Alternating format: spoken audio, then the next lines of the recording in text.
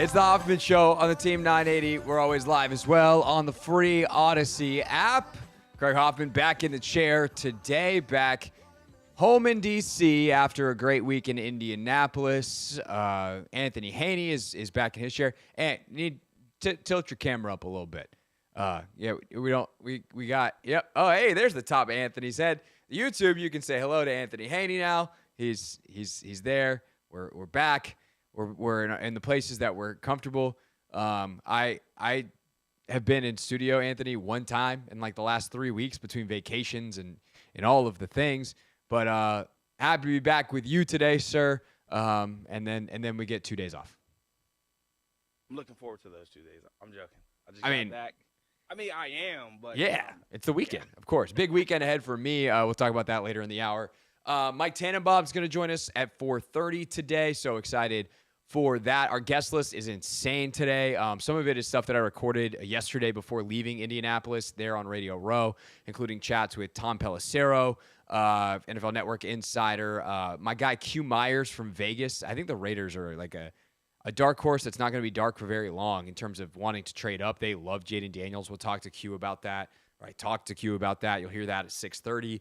And then Andrew Siciliano and I chatted for a while on Radio Row into microphones for your entertainment. That interview is coming up at 6 o'clock tonight. Dave Johnson at 5:30 on a Wizards game day. But we have, Anthony, breaking news to start the show. Big, fancy breaking news. The Commanders are going to have somehow even more cap space. They are going to release, according to multiple reports, not only Charles Leno, who you might have heard of, but it just dropped that Logan Thomas is also on the chopping block. And I think this is pretty interesting at both positions. And, Leno is scheduled to get hip surgery. He's an older player. He, upgrading at left tackle is not, all due respect to Charles, who, I think is serviceable, is not hard. It's not hard to upgrade over serviceable. It's not like, it's not the same as trying to upgrade over, great. The idea that you're trying to upgrade over a guy who's pretty good, you can do that. It's just is going to cost you money. Well, they have a ton of money, so we'll see what this tackle class ultimately looks like as other teams around the league are making cuts. And is there a veteran available? Do you chase a Jonah Williams or someone if the Bengals let him go? I think I saw his name on one of the lists. There's a couple of guys floating around the league, but then you also have, you have the tackle class in the draft. And I have questions about that I'll answer in a second. I think one of the other, Logan is interesting as well because tight end is also a position of need. I think sometimes when you cut people for cap reasons, you do it because you have an obvious starter.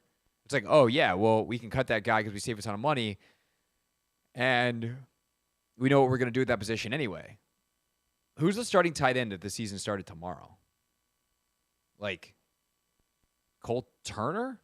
Armani Rogers coming back off the Achilles? John Bates? They obviously need a starting tight end. And they have immense resources. And there are guys in this draft that are available. But I think what this team is telling you is a couple things. Starting with, this is going to be a very young football team next year. They are going to go with the youth movement, which is good because they're, recalibrate, reboot, rebuild, whatever you want to call it. We know we're at the beginning of something. And so having youth that's going to grow into it is good. I also do think, though, and what is the other common thing that ties these two players together besides age and price?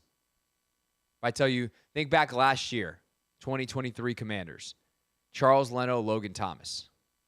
They were the two players who what? Missed time. Not just missed time. That to me goes in the age thing. Think about their relationship with the team. Oh, they came in with Ron? They did, but they didn't get along very well with Eric Bieniemy. And I'm not saying that this validates EB all of a sudden that actually these guys were soft all along, but these are two vets that spoke out and I respect them for it. I think they should. Logan Thomas and Cliff have a relationship. Those guys go back to Arizona, when Logan was there, and Cliff knows what he's about. Leno's a vet in the league who's very well respected. But I also think and I'm not even saying that this unvalidates or invalidates their complaints last year, but I do think there is some small percentage of this that says we're going in a new direction. We want different voices at the top. And sometimes you need that. In some ways, there are levels to this. So do not extrapolate the entirety of these two things against each other. Take the parts that I'm taking out of them for comparison's sake here. But when the Wizards wanted to move on from Brad, right? Part of the reason you have to move on from Beal is if you're starting over and he's still there, there's too much carryover. You don't have a new voice in the locker room. And even if these guys, if these guys were tremendous, A+ leader voices that nobody had any doubt on, and they perfectly melded with what the Commanders wanted to do under Peters and under Quinn, and they were less expensive, or they produced more, they'd still be here.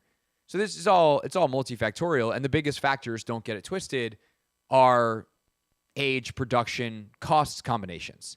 They're older players who didn't produce very much or produce enough, certainly not enough for their salary position. But what you're going to have next year as a result of that is new voices. And they decided after talking with John Allen that they definitely wanted to keep John Allen, right? So that tells you something. I think John's voice is going to stay loud and will have more room to be heard because guys like Chase aren't there anymore. And I think sometimes Chase's voice may have drowned out John's a little bit. But I think like Terry's going to have a very significant leadership burden next year. And Terry's a guy that more often than not has been show him, not tell him. And then when he speaks up, people listen. Like, he's going to have a louder voice next year. And at this point in his career, like, and the salary point he's at, frankly, like, it's part of the reason you pay Terry McLaurin all that money. That's someone that you want people following. If more people had Terry's approach and attitude and work ethic, then I think they'd be a better football team. But I think that this tells you, whether this was a reason they're cut or not, I don't know. It has to be more complicated than they're expensive and old and didn't produce a lot. But two vets who definitely were, I think, voices of dissent in that locker room last year, which I don't even necessarily mean as a knock. I do think that at times you need your players to speak up for your players. And going back at EB last year and some of the things that were going down, I think needed to happen. But at the end of the day, like, you're going to have new voices next year. And, oh, by the way, you have $85 million now, at least. The numbers on this are in flux because we don't know whether these will be post-June or post-June 1 or pre-June 1 cuts. I got to check Thomas's number in a second, but because that happened like literally right before the show, so I haven't pulled up the actual numbers yet. And if you have them, by all means, go ahead. But for Leno, $7.2 million if he's released immediately. If it's designated as a post-June 1 cut, then it saves over $11 million. The difference between the two is that if it's a post-June 1 cut, you split the dead money. So there's about $8 million in dead cap money remaining on Leno's contract. If you take that all this year, that's how you get the $7 million. You split that in half, and $4 million this year, $4 million next year, because you designated it as a post-June 1st cut. Then it is the $11 million number with another $4 million dead cap on your books next year. And do you have the numbers for LT? Yeah, so by releasing Logan Thomas, Washington creates $6.5 million in cap and only has to pay $1.7 in dead cap. Yeah, so he'll be a straight-up cut. No, you're not splitting 1.7. You just take it all this year. Yeah. Move on with your life. And that's the thing. Like, it's at those numbers, it makes total sense to make these moves. But because they had, the only reason it's like the teeniest little bit of surprise is because, what did I just turn into Jerry Seinfeld? I don't know what's happening. Is because they have so much cap space. Like, they don't need more cap space. So there is an element of this that they just don't really want the player either. And so they move on. That's the big breaking news here on the Hoffman Show. When we get back, quarterbacks talk this morning at the podium. Jaden Daniels, Drake May, Caleb Williams all talked about the potential of playing in Washington, as did J.J. McCarthy, Michael Penix. They all talked about their visits with the Commanders. We learned a thing or two. Got some more details on how those meetings went as well. We'll give that all to you next on the Hoffman Show on the Team 980 and always live on the free Odyssey app.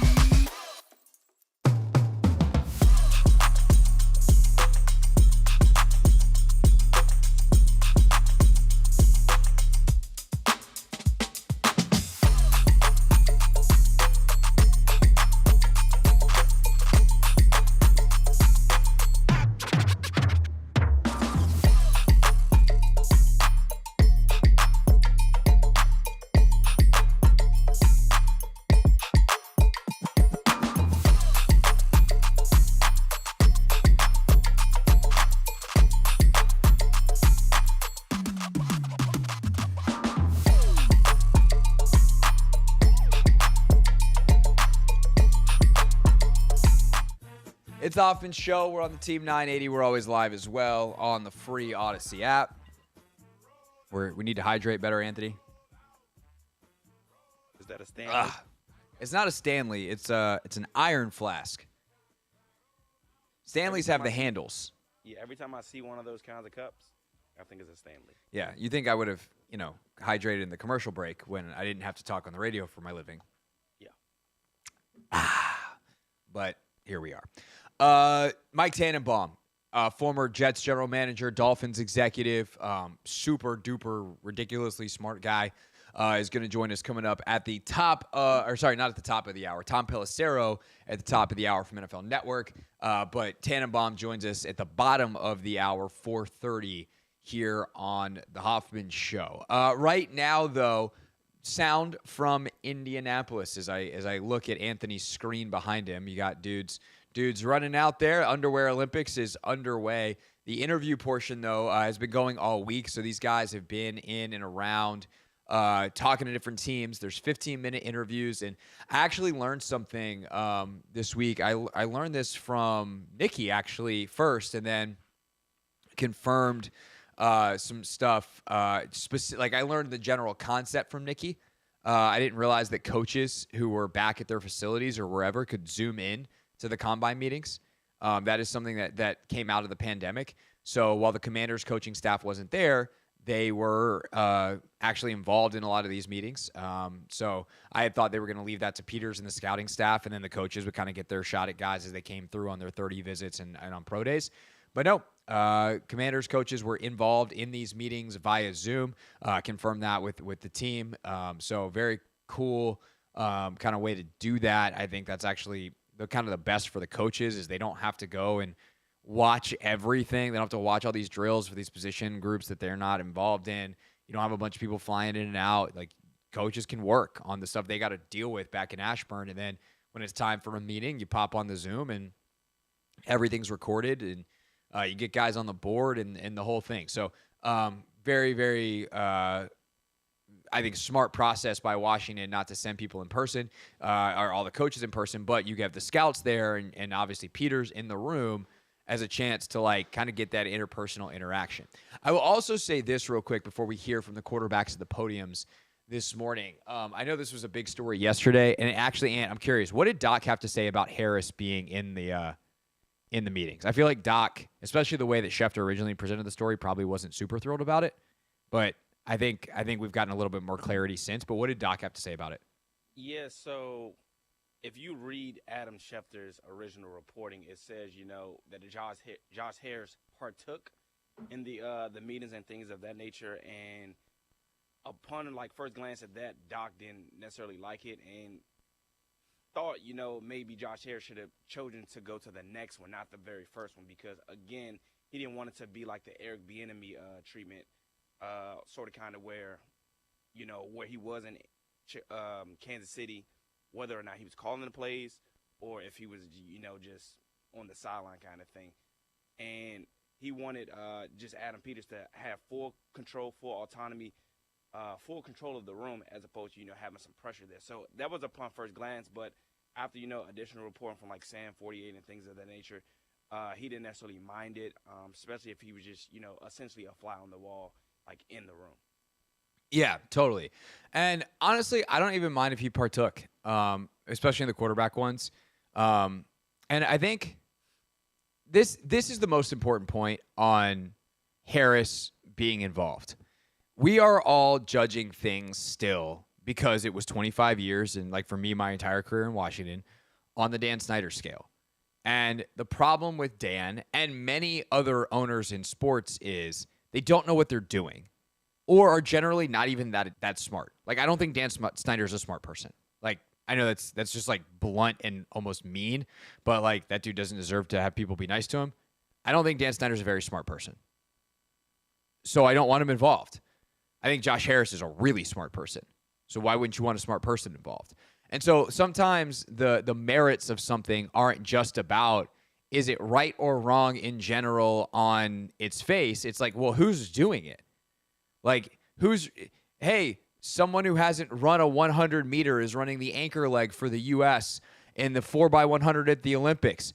What an idiot. Oh, it's the 200-meter world record holder? Oh, okay, that's fine. Like, just because you don't run the 100 doesn't mean you can't be part of the 4x1 relay, right? And for Josh Harris, like, do I want Josh Harris asking the quarterback to be, hey, what did you see against this coverage? No. And if he wants to ask it, I don't care. I don't want Josh Harris's evaluation. He doesn't have to prove that he knows about reading coverages. But, like, Josh Harris's thoughts on leadership, I'm interested in potential question and answer and his thoughts. Like, I would run some of these interviews by Josh Harris and his BS detector that's probably pretty high. Like, I think you have to use your assets. And Josh Harris, unlike the previous owner, is an asset.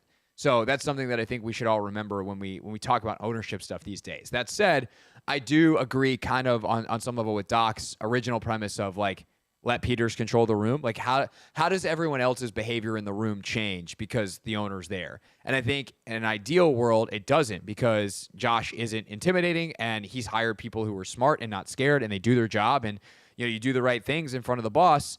Why would you do the wrong things if he's not there? So, like, but reality, you get a little tenser, you get a little tighter. That stress can cause you to not perform as well. So, like, I think there are kind of things on both sides. But generally speaking, I think that story got way overblown, and people actually, I don't even know how much of a freak out there was, but, like, the people who were like, oh my God, like, there's nothing to worry about there.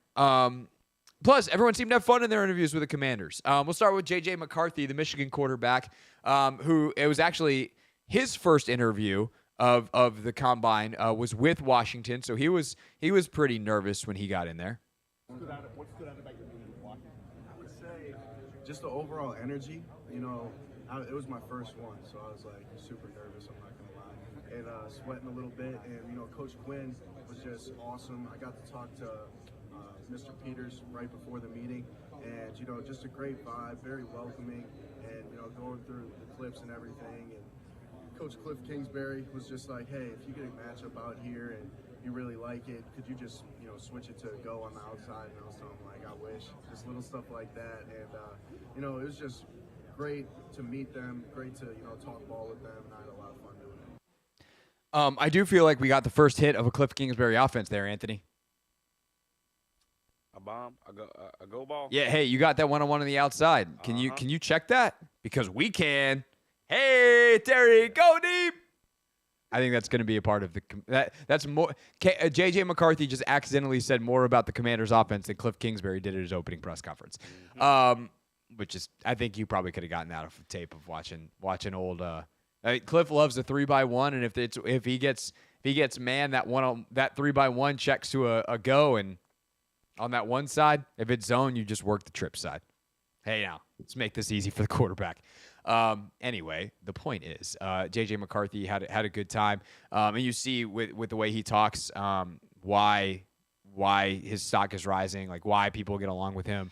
And I think another thing that I like about McCarthy is, like, he's taken NFL level coaching from Harbaugh, and thrived with it. So I'm sure he's going to continue to rise up the boards. And obviously, you heard all throughout the week, there's some people that think McCarthy is closer to Daniels than Daniels is to May. Obviously, there's others that vehemently disagree with that, but interesting to watch. Other quarterbacks who talked to Washington included LSU quarterback Jaden Daniels. He was asked earlier today at the podium by the assembled press. By the way, all of these clips, thanks to the video taken by Nikki Javala, which is on her Twitter page if you want all of Nikki's coverage. She was great when she joined us earlier in the week.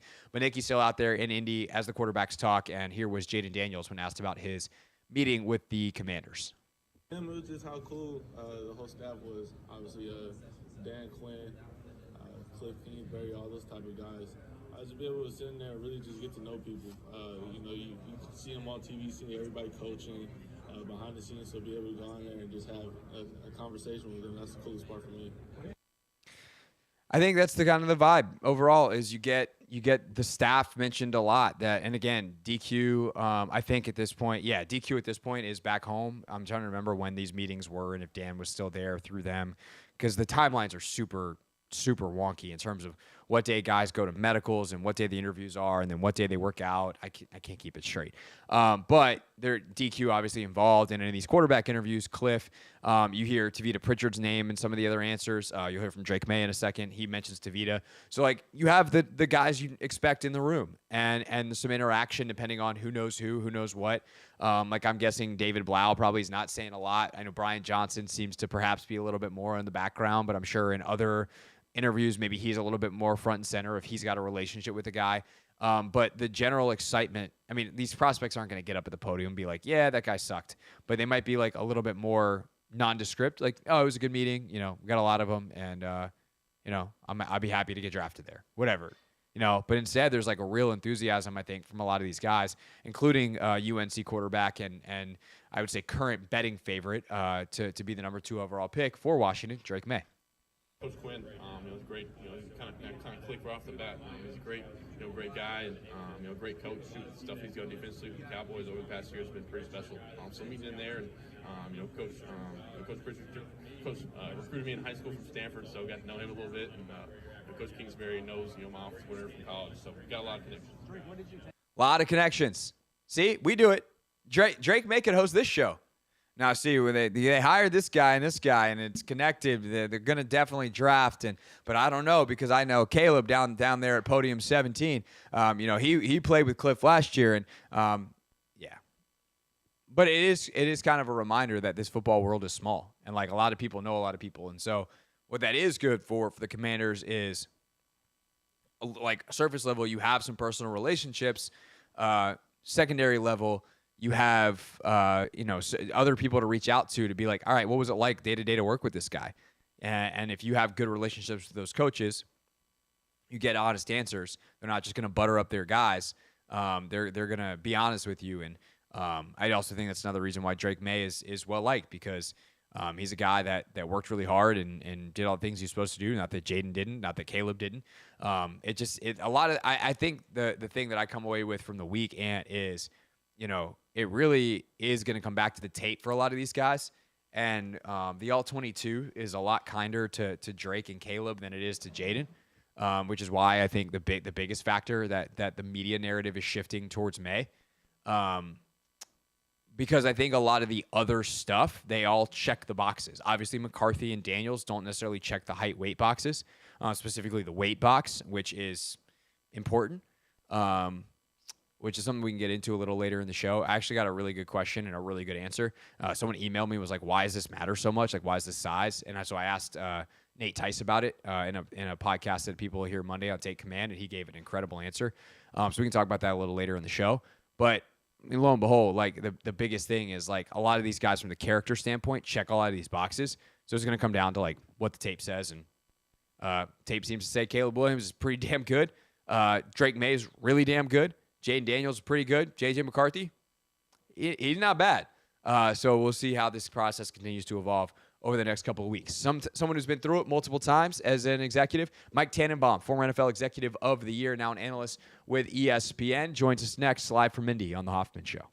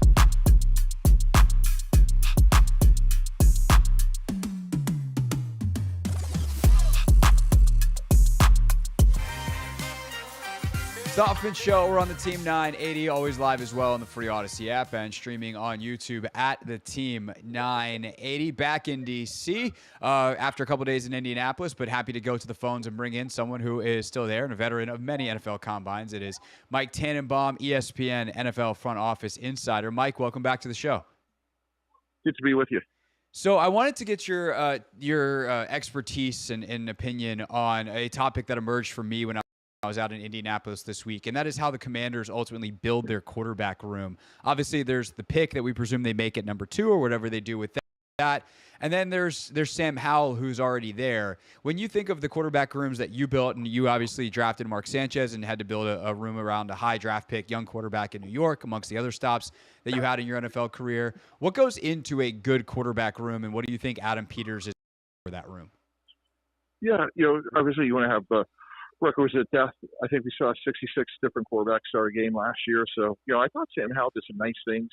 Look, he's a young quarterback. A lot of them, there were some, inconsistent moments, but you want to have depth at that position now. And I'm sure they certainly will, by the time we get to the regular season. So with that said, though, would you be considering trading Sam, not because he's not a good player, as you just said, he did some good things. I think if he's your backup, you feel good about that, but of having a more veteran presence with Drake May, Jaden Daniels, whoever it is they ultimately drafted that position?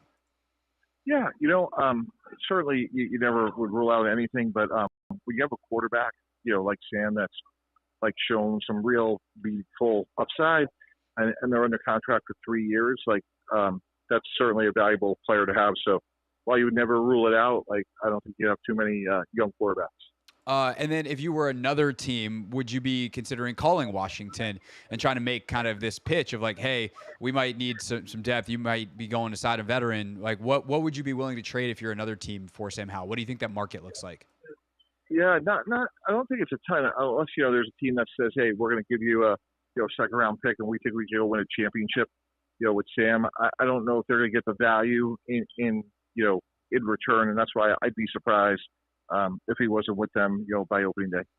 All right, Mike Tanenbaum is with us, ESPN NFL front office insider. Another story that emerged later in the week from your colleague Adam Schefter is that owner Josh Harris is sitting in on some of the meetings. Now, I tend to think this isn't that big of a deal. I don't think he's going to be meddling or trying to make picks in the way that perhaps the last owner did here. But what's your experience been with different owners and kind of their participation in the draft process?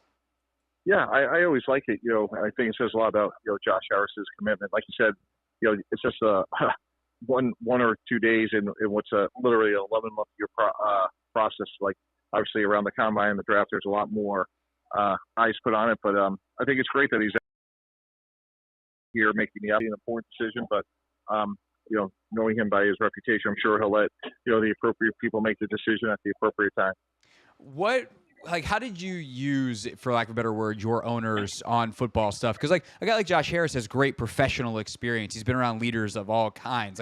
Do you want their opinion on anything other than signing off and saying yes, Mike, you're doing a great job if you're the general manager, and that vote of confidence? How do you use an owner as a front office executive?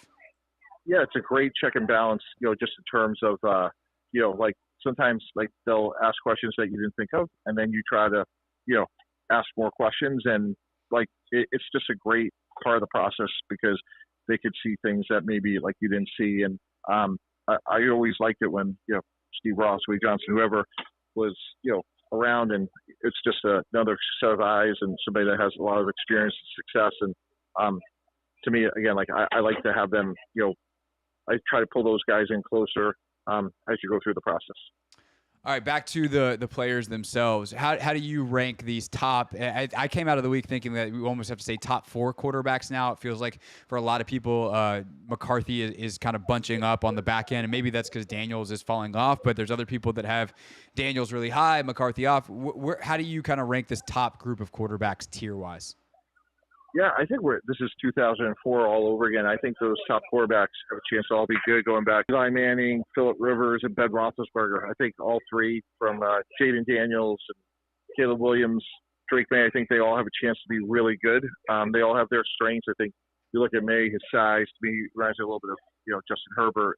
Jaden Daniels has gone up 20% in his completion percentage in 2 years, and think he's going to be a great pro. And obviously Caleb Williams, the presumptive number one pick, is also a guy that has a great ceiling as well. So I think all three actually have a chance to have outstanding careers. How do you try to evaluate a guy like Daniels? And Bo Nix falls into this camp on kind of a lower grade as well. But guys who did not start particularly well in college stay in both their cases a long time. Nix started 61 college games and then ultimately like finish really strong. And so how do you try to make sense of the progression over the years for especially an older college player?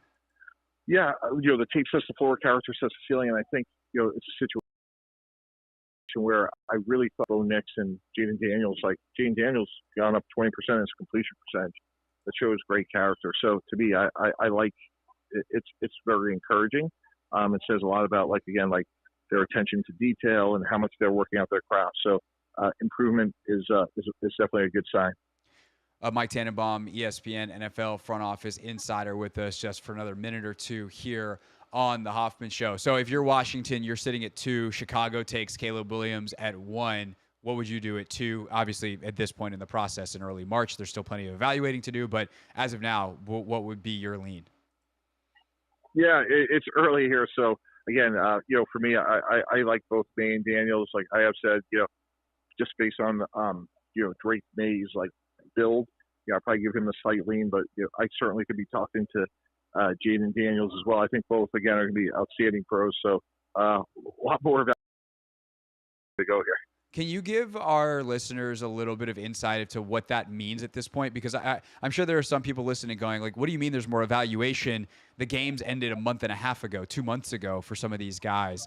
What more is there to evaluate? So can you give our listeners some insight into that process of what happens between now, the Combine, and the NFL Draft, where that evaluation is ongoing?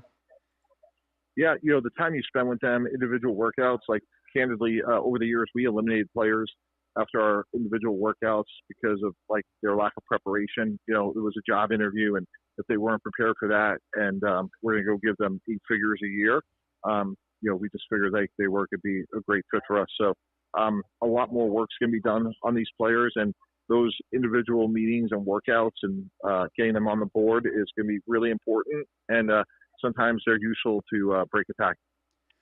When you get those guys on the board, is that the head coach? Is that the coordinator? Because I think of this Washington offense right now, and Cliff Kingsbury seems to be looking to build it. It's not necessarily going to be what he's run in the past. So I guess Cliff just kind of gets them on the board. And what are those meetings like? Yeah, that's exactly right. They may send out a playbook a couple days ahead of time and say, hey, we're gonna go. Yeah. So, everything does it a little bit differently, but knowing Cliff Kingsbury the way I do, he was a player for us in New York, and and Dan Quinn and Adam Peters, they will be very thorough in their process, and however it works out for them, I'm sure they'll get the player that they're very comfortable with. All right, so let me ask you this as the last question then, since you do know Cliff. He said in his opening press conference that he's not going, he wouldn't call what he's going to run here air raid anymore. What does that mean to you as a guy who knows him and knows obviously that the air raid is kind of how he grew up in football? What do you think this 2024 Commanders offense is going to look like?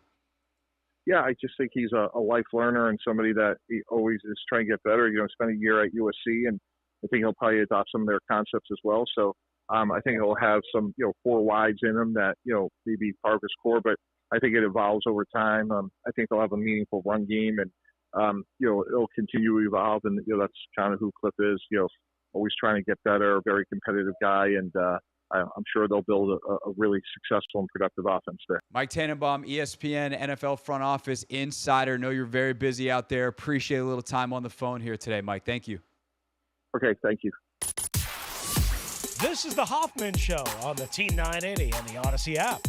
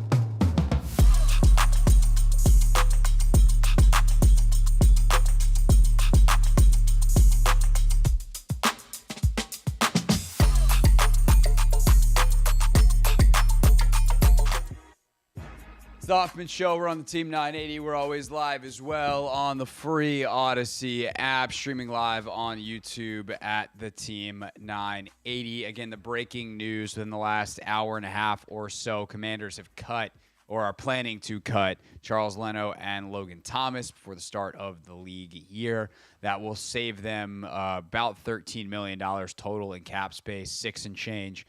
I guess it's closer to 14, 6 and change on Thomas.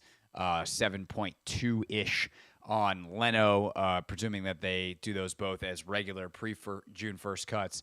Leno, you could go post-June 1st and get yourself even more cap savings this year, but like that involves taking on dead money next year. I don't know why you do that when you have more cap space than anyone else in the NFL. This could put them as high as like $85 million in cap space minus the $9 million in rookie salaries they're currently slotted. And that's something I've been thinking about a little bit too, Anthony, like, especially with this Leno move.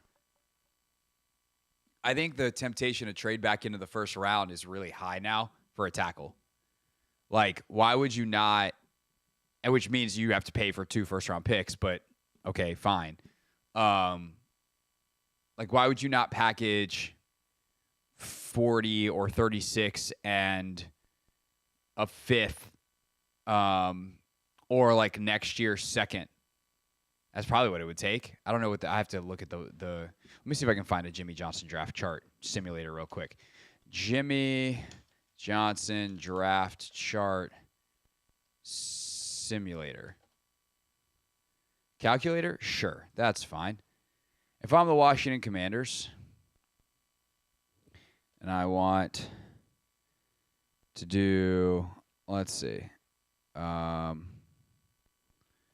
Oh man, this is a whole thing.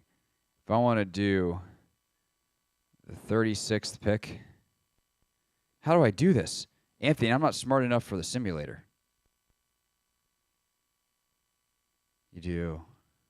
Do you need help? I clearly. Because I'm on here as well, and I'm struggling just like you. Oh, it's not that bad. It's actually not that bad. You could do a second and a third this year.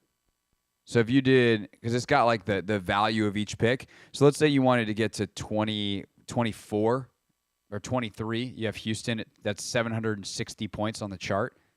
It's 540 for the 36th pick. So then you need to add, 220 points? I'm having to do this math mentally, but like that's not terrible. And then you take Washington's.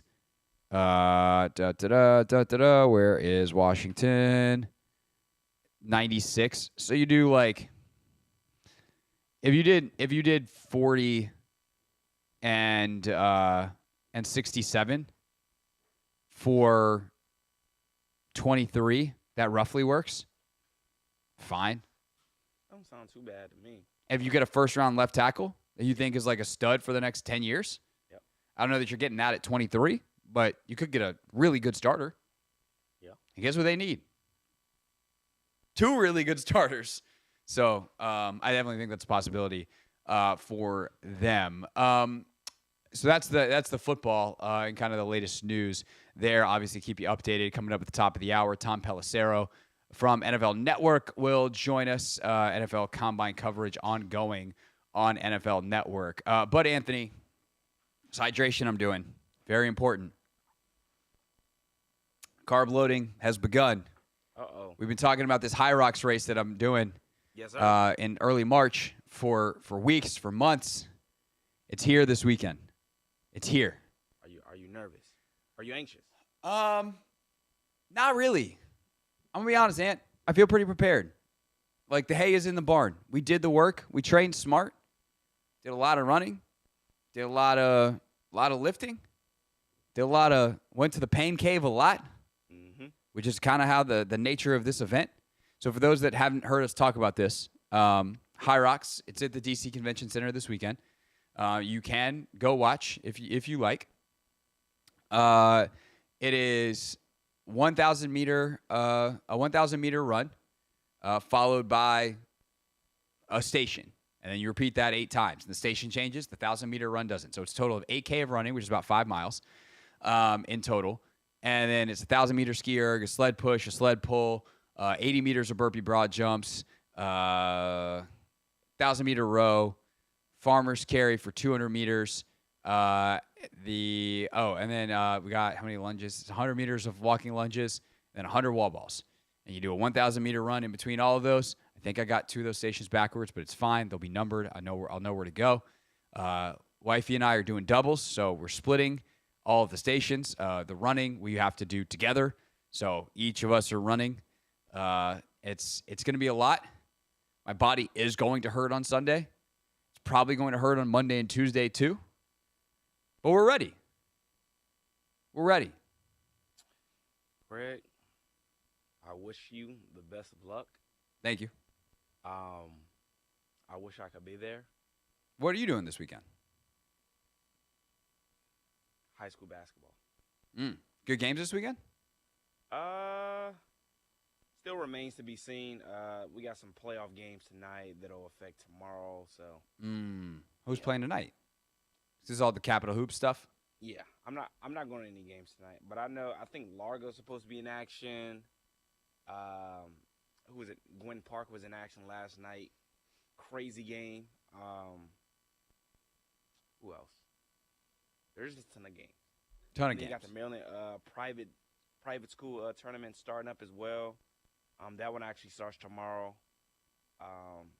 So yes, it's going to be a lot of basketball over the next week. And, it gets a little hectic. You know, I'm covering more than 1 to 2 games. I got to edit highlights. So, yeah, it's going to be a lot of work this weekend. But, I'm looking forward to it because I hadn't really covered that many games this year. So. Oh, that'll be fun. That'll be fun. I'm paying it in on the back end. Yeah. How much of the combine you think you'll watch this weekend? So, I do want to watch the quarterbacks. I do too. I actually want to watch quite a bit of it. But I just don't know timing-wise, like how much I'll be able to. Yeah, whatever my schedule permits, to be honest. Yeah, that's the good thing is if I'm just sitting there dead tomorrow afternoon, I can sit back on the couch and be like, look at these guys who can still be athletic. I was athletic this morning, and now I can't feel my legs. And then Sunday, you got more combine action. Quarterbacks throw Saturday night, right? Just Sunday. So. One of those two. I think it's Saturday. Sunday morning, we got Formula One back. I'm pumped about that. We're going racing in Bahrain. So fun weekend ahead for sure. And then we'll convene back here on Monday. We do know with all this movement on the salary cap stuff, J.I. Hallsell is going to join us on Monday. Phillips probably will join us for at least one more week on a Monday with so much stuff happening. And then the crazy thing is, and a week from a week from this Monday, the following Monday, I think that's when free agency opens. Like the tampering period, which is basically when the stuff happens. Yeah. So. Free agency 1. Yeah, like we got 1 week of quote unquote dead time to figure out next week, and then bang, free agency. And isn't the start of next week where the window to franchise player? I think it ends. Well, it all coincides with the league year. Yeah. So that's all. So that's why you're getting players cut now. You got franchise tags happening now. All that stuff is coinciding with the start of the league year. Coming up, I think it's the 13th. But the tampering period starts the 11th. An idea they stole from the NBA, which to me is very stupid. But then again, it is what it is. I'm sure there's a reason that the very smart people that run these leagues do it. And I'm just a silly sports talk radio host who doesn't know what that reason is. All right, when we get back here on the Hoffman Show, NFL Network's Tom Pelissero. We sat down on Radio Row yesterday morning in Indianapolis. You'll hear that conversation next.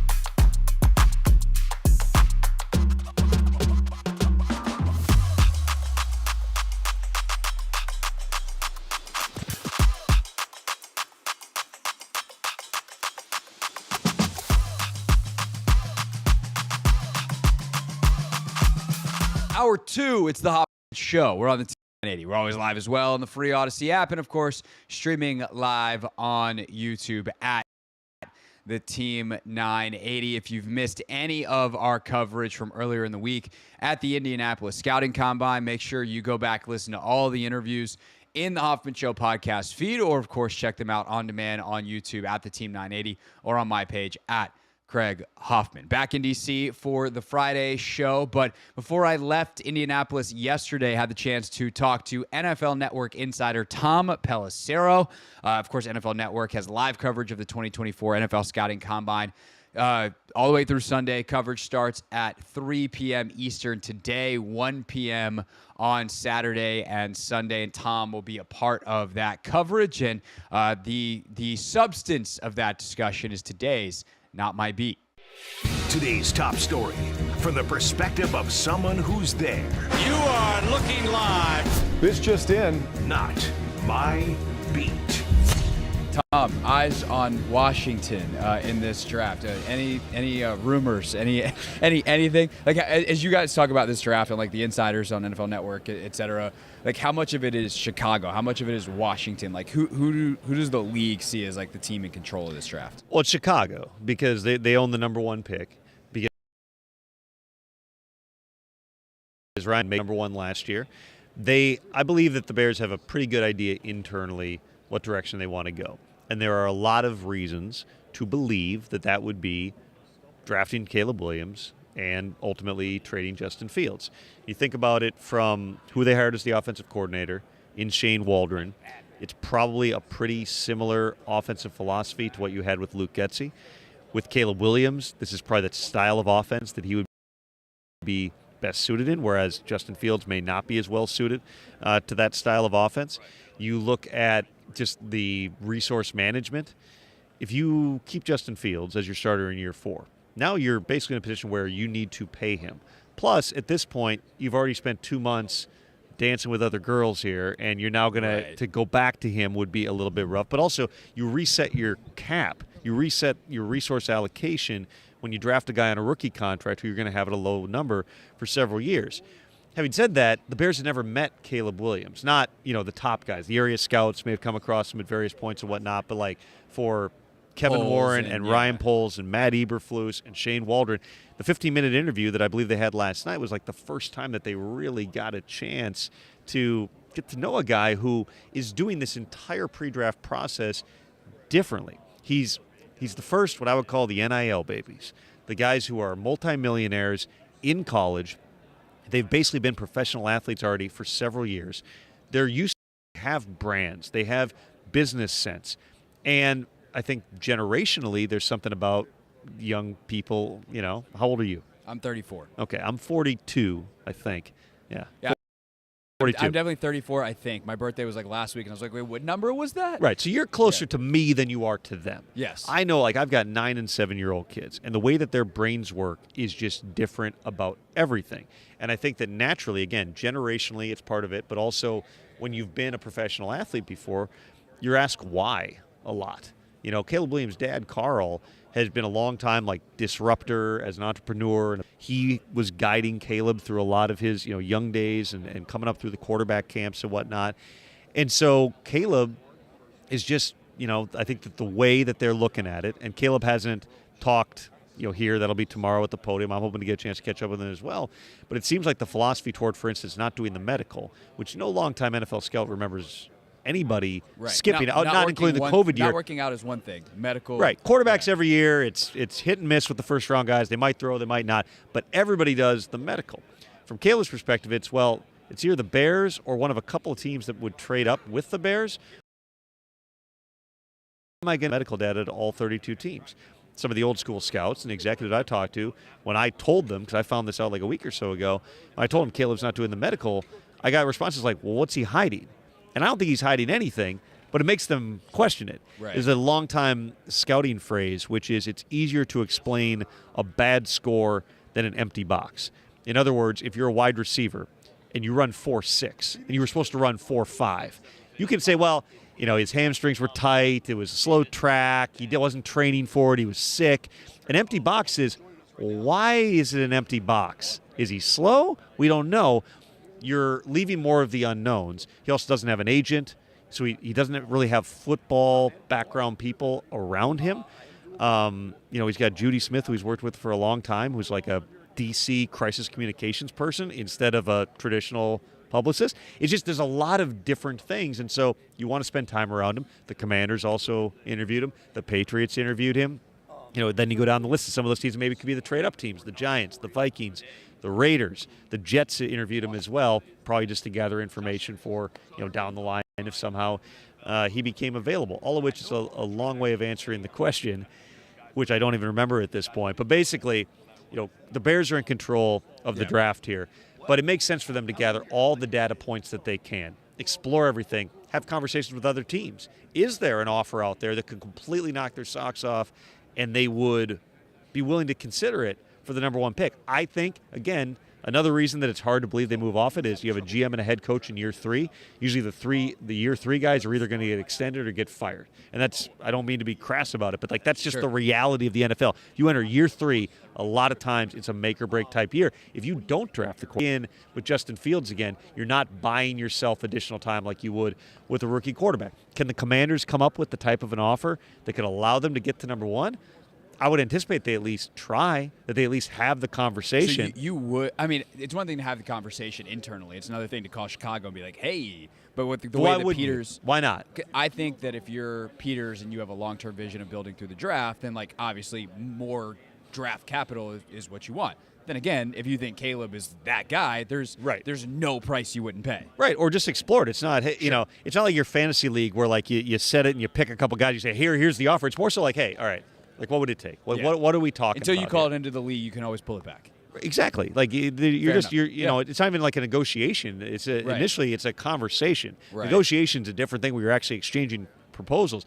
I would anticipate a lot of teams at least are pulling Ryan aside, being like, all right, what are the odds? Can you move? Right. Would What's you move? the price? What would it be? What would it take? And Ryan probably doesn't give him a direct answer. Eventually you want make your offer. I think it's hard to believe that they move off that pick, but there's a lot of things that are hard to believe that happen in the NFL every year. So never say never. No doubt. Tom Pelissero, NFL Network insider, with us here on the Hoffman Show. I'm going to try to ask you this question in a way that you can answer it easily. But the Commanders for years have been a very leaky organization. You're like, yeah, you could say that. Various regimes worth of leakiness. With this new regime now, and obviously it is not very old, how is the information gathering about this team? You think of the coach hiring process, the GM hiring process. How is it different than maybe covering them as a national insider in years past? I don't think that the information flow thing. I know it's like a common question, and it is. Fans care about it a lot. So with everybody, I think every team does things differently, and you just figure out how every organization is going to operate, and then you base it off that. There's helpful. There's some that are absolutely not going to be helpful, and you find different ways to get at things. I mean, there's certainly some coordination in terms of certain information goes to certain people, and you can see that. And Josh Harris's name is very front and center a lot. Bob Meyer's name is very front and center a lot.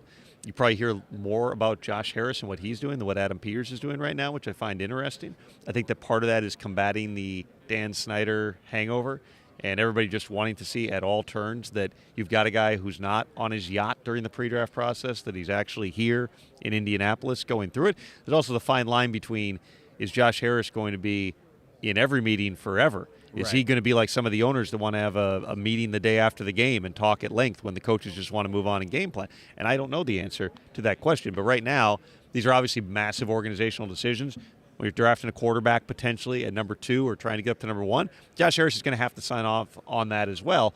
So it does make sense for him to be part of the information gathering process. But him being in quarterback interviews and stuff, I think it's fair to say that that is an exception to the rule. Interesting. All right, last thing for you real quick, because I know you got a million of these and you got to run.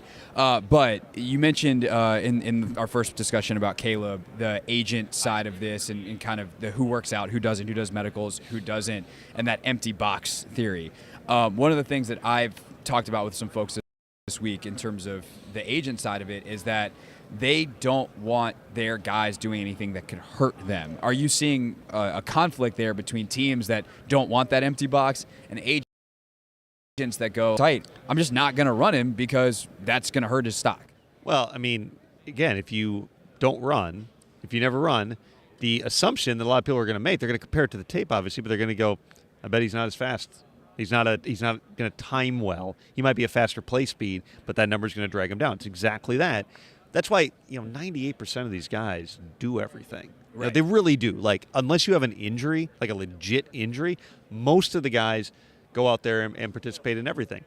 For quarterbacks in particular, more and more of the quarterbacks, for instance, are not running the 40 now because they don't want to end up looking like Tom Brady. Or Patrick Mahomes tweeted last night about like, hey, please NFL Network stop using the Patrick overlay, when they do like the comparisons of like this year's quarterbacks. I'm tired of racing Rich Eisen. Right, exactly. Like don't keep using me. Right. Like, Pat wasn't gonna, but he decided never ran a 40. I don't know that Stroud ever ran a 40. Plenty of guys like just don't do it. And some of that's driven by what the agents decide to do. Some of it's driven by the players themselves. Most guys come and compete, but you've also got Marvin Harrison Jr. is not going to do anything here. Not throwing might just be a reflection of what do they do in other sports. Top NBA draft picks don't work out. No. They don't do the medical. If you're guaranteed to be a top 3 pick, you just don't do any of it. Why? Because nothing you can do is going to really help you at this point because you're going to get drafted up there. But I'd rather have you think I might run a 4.6 than I actually ran the 4.6. Right. I mean, think of it as I personally would love to run a 4.6, but that's a different conversation. Think of it as like one half of a bell curve, right? Right. There's bell curve, for people who don't know, is like this. Right. So if you take half of it, here's the players that are guaranteed to be top 5 picks. It's like a couple of guys. Right. Then the guaranteed first round is a little bigger. Then everybody else is like clumped in here where they could rise or they could fall. Everybody's going to try to rise. If you think pick, you don't not do stuff out here. You come out, show that you're willing to compete, and maybe you can help yourself through the process. No doubt. All right, Tom Pelissero, the Insiders, and much more on NFL Network. He's all over all of their coverage all weekend long here in Indianapolis. Tom, thank you so much, sir, and hopefully we'll be talking as we get closer to the draft and more wacky stuff happens. Absolutely, man. You got it. Again, Tom Pelissero with us here on the Hoffman Show. Great to catch up with him yesterday in Indianapolis. Got a couple more conversations still to go from Indy. My guy Q Myers, who hosts nationally on ESPN Radio, but locally in Las Vegas, on whether the Raiders might wind up trading up, and is Washington one of the places they'd want to trade to, and who are they targeting? All of that still to come. Top of the next hour, we will have Andrew Siciliano on the show. I sat down with Andrew earlier in the week at the Combine in Indianapolis on Radio Row, had a really great discussion about the state of the Commanders, the Reston, Virginia native, joining me as he does every year in Indy. That's coming up at 6 o'clock, but we'll react to what Pelissero said next here on the Hoffman Show on the Team 980 and always live on the free Odyssey app.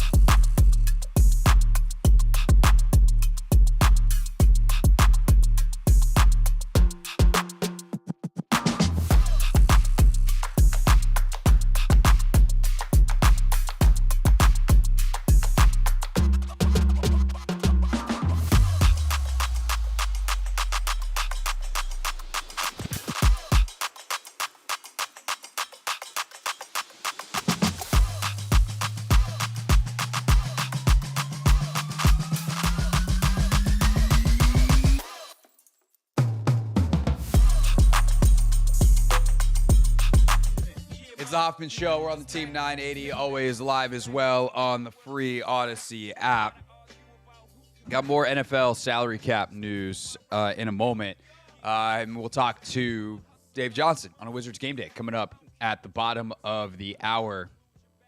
But I just saw this come in, and the NCAA football rules committee. So there's like rules committees, obviously, in the NFL, considering a whole bunch of stuff right now with the ban the hip drop tackle. I know Nikki was reporting on something that basically the chain gang could become backup as soon as this year, where they're going to use like laser technology and you know stuff that's not from the 1930s to measure a first down, which seems smart. But Heather Dinich at ESPN is reporting that college football might at least get to where the NFL has been for years now. Decades even, that the college, because in college football they don't have a communication system from headset to helmet. That's why you see the giant cards being held up and all the different ways that colleges call their plays in, which can be fun. It feels very collegey. There's an element of personality it adds to the game that is undeniable, but it's not helping prepare guys for the pros, and it's not the best way to do things. When communication at this point is not that expensive. The technology has been around for decades, and a coach could be like, all right, we're in 11. We got wide right, blah, blah, blah, blah, blah, protection, blah, blah, blah, play, blah, blah, blah, blah. Cool. And then the quarterback does that. And on defense, they could be like, we got zone dog, blah, blah, blah. Okay, cool. Like, they all have headsets. They're all talking to each other. Just stick a green dot on someone's helmet, put a communication device in it, and let's party. And apparently that is actually coming to college football as soon as this year, so hooray. Because that's something that also, like, rookie quarterbacks, as we think about the Commanders, have to get used to, is you get the play call in your helmet. And remembering it all and regurgitating it all and the entire offense being reliant on your ability to do that compared to everybody look at the card on the sideline, that's a little different. I also do think, and this is definitely, at least in part, in response to what happened with Michigan this year. Yeah? Sign stealing? Yeah. Hey, I know how Harbaugh's like, you know how you cannot steal the signs? You guys could have helmet communication. I'm going to go back to the NFL now. You guys work on that. See ya. But I just feel like sign stealing was just... Everybody did it. Yeah, he just did it egregiously. He just did it stupidly. Yeah, that too. Very stupidly. Don't buy your guy a ticket. What are we doing? You commit crimes. Don't leave a paper trail. Yeah. Obviously. That's how we do what? But do you think that'll, I guess hurry up offense in college will definitely be, I don't know. Like, there's ways you can do it. There's no thing that happens in college that doesn't happen in the NFL and vice versa. Yeah. It's just how it's communicated. Apologies to the Kinkos in every college town who prints out the signs every week. It's a lot of business for them, man. Yeah. What about the economy? Telecommunications companies are going to take up all the money. All that money that was spent on printing giant placards with a squirrel on them so they knew what formation to be in. It's done. Sad. It's just print media is just... It's taking print media takes another hit. Let's go audio, baby. Score one for the guys with the microphones. All right. So got more salary cap news. Ant, did you see the Patriots, what they did? JC, good gracious. Yeah, JC Jackson going to be released by the Patriots. Not surprised. The financials, they're actually going to push the Commanders in terms of total cap space. They got $83.5 million, I believe I saw was the number. No, I apologize. Their cap space is going to push up towards $100 million. Yeah, 100. Jackson had signed a 5-year, $82.5 million contract in March of 2022 with the Chargers. Jackson was then traded last October back to the Patriots, who originally had acquired him. He played very well in New England, did not play very well in L.A., and did not play well enough that Jackson was going to be retained on that contract number in New England. Releasing him creates about $13.5 million in cap space, as the Patriots now have about $100 million in cap space as they start to rebuild under Gerard Mayo, and then Elliott Wolf is their new head of scouting. That all from ESPN. Other cuts today, Marcus May, safety from the Saints, is out there as well. So he joins Cam Curl on the market. Obviously, Kendall Fuller is a free agent on the cornerback market. So it's going to be interesting. I'm going to pull up PFF's PFF free agent tracker, their list of NFL free agent rankings. Their guy, Brad Spielberger, out there. I saw him out there. I'm going to just chat with him, I think. We just walked past each other a bunch as everyone's always running around with chickens with their heads cut off in Indy. It's nuts.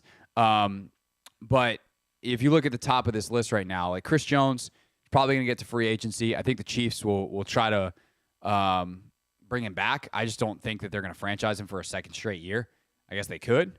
But he's their top guy. Cousins, obviously, we'll see what he does.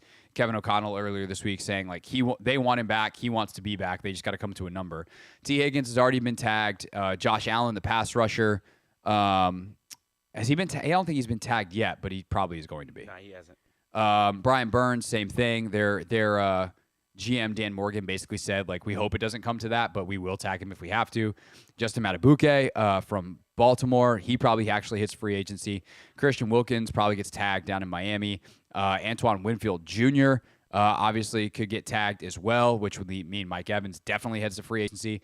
But then you got Jalen Johnson in Chicago. Like, does he hit the market at corner? Maybe. Probably gets tagged by Chicago. L'Jarius Sneed. If I was them, dude, if I was Kansas City, I would consider tagging him. Do not let that dude out the door. He's too good. But, you know, he signed a big one-year deal. Or 2024 contract. I guess they're saying he could sign a big one-year deal or a 3-year slightly smaller deal. So we'll see there. You know, your guy Michael Pittman out of Indy, they get easy franchise tag there. Danielle Hunter, you know, probably not going to get tagged in Minnesota. So you got a pass rusher, Mike Evans, Tyron Smith. There's potential tackle that you could bring in to shore up a veteran offensive line here. And then Kendall's, you know, the 15th best free agent on their list. Wow. So we'll see where they rank J.C. Jackson, as obviously they haven't updated it with that. But, you know, the corner class, you know, J.C. Jackson, you do wonder, as his production just hasn't been as good as those first couple of years under Belichick, like, is that a guy that a team takes a flyer on? Do they take like a big 1-year flyer on him? Do they try to say like, no, this is going to be our guy? You know, it's going to be an interesting contract for him because, you know, sometimes you just lose it. And that dude already got paid a ton of money once. But he's 28 too, though. Right. He's 28. Like, he's younger than Kendall, but the fit seems really important. I kind of want Washington to take a swing on him, depending on what the cost is. Hey, I'm right there with you, Craig. Yeah, that's a guy that I'm interested in. I was listening to oh God, what's his name? I keep wanting to say Tom Donilon, but Tom Donilon was a former cabinet secretary in the Obama administration. The Commanders' new DB's coach. It's close enough that Tom Donatel, not Tom Donilon.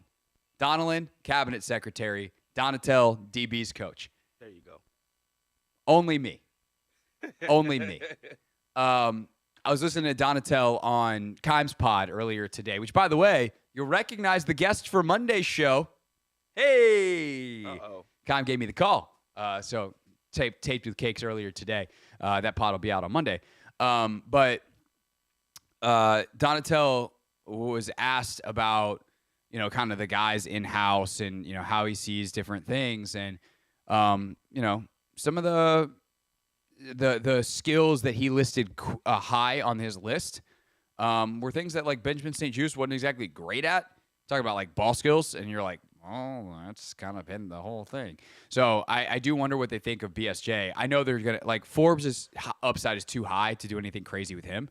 But I do wonder if BSJ winds up being a backup or even just gets waived in training camp. I think that's probably too harsh. He's too good for that. I don't think you can probably flip him for that much because his ball production hasn't been very high. But I don't know. We'll see. He's an interesting one in terms of what they do and, you know, how much money they spend. I think we'll know more based off what they spend in free agency at corner, what they think of BSJ. I guess how I would phrase that. It's the Hoffman Show. We're on the Team 980. We're always live as well on the free Odyssey app. We are your home for Wizards basketball here on the Team 980. Heartbreaker last night in L.A. That's the bad news. The worst news, they got to play tonight again. A Sega Bob, second game of a back-to-back against a better team in the Clippers. Can the Wiz bounce back? And how much do we believe this Jordan Poole resurgence? Dave Johnson joins us to talk about it all next on The Hoffman Show.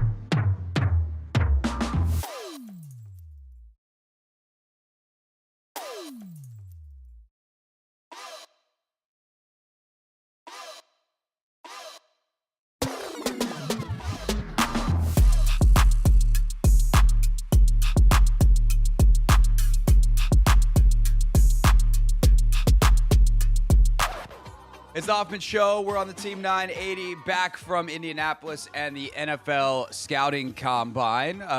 Wizards basketball back tonight on the Team 980, second straight night. Heartbreaker last night, overtime loss to the Lakers. Season high, though, for Jordan Poole. Back at it tonight in L.A. against the Clippers. And to talk about it on a game day, it's time to welcome in Dave Johnson. Anthony, let's hit the proper fancy introduction, please.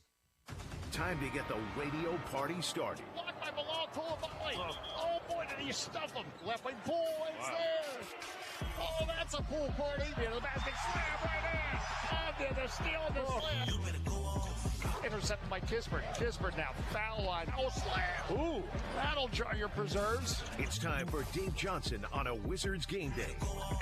Kuzma for three. Oh, it's there. It's there. Big shot. On the Hoffman Show. Dave is with us from L.A. Dave, how we doing? Yeah, life is good when you look out and you see palm trees and sunshine, although everyone in California is apologizing because it's going to rain tomorrow. And I guess we just deal with rain. Here in California, they apologize because I guess they're worried about their tourist attraction or reputation. But, yeah, we're doing well. And listen, last night, as you said, a heartbreaker. It just shows why, as I talk to people, and people will say, well, wait, a 9-win season, it must be. It's not terrible because these guys, they really do fight every night. And last night, God, did they want that. And in the end, there's some guy named LeBron James on the court that still makes a difference, which is truly amazing.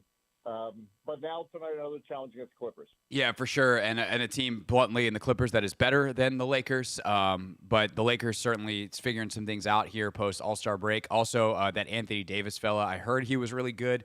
And then he scored 40 last night. But I do think, and look, it feels weird to like have any kind of positive vibes, and it feels like you were a propaganda apparatus if you were saying anything nice about a team that has lost 13 straight basketball games. Right. However, Dave, the shot selection for Jordan Poole, and most importantly, the fact that he is just taking them. Forget where they are coming from. Forget how they are coming. The fact that he is taking them is something that you and I have talked about at times this year, and I've asked you multiple times throughout the season, kind of as a check-in, like, how concerning is it, not that he's not scoring a lot, not that whatever, that he's just not taking shots? What's it been like to see him these last 4 games especially, and last night he did make quite a few of them, a season-high 34 points, at getting back to at least the aggressiveness level that we, I think, expected coming into this season, and to the best of your knowledge, what spurred that? Well, I mean, I think the best of knowledge, he's coming off the bench and being on the ball more, seems to be the elixir, if you will. And that's certainly, I mean, he had 31 on Sunday and 34 last night. And so, it seems to free him up. I think, a big part of it, the challenge for him was also mentally adjusting to, okay, I'm not on the ball as much. I don't think he forgot how to play basketball, and that's why I don't think, nobody's giving up on him. And, Michael Winger discussions and Will Dawkins, nobody's hiding the fact that he's had a bad year. He knows he's had a bad year.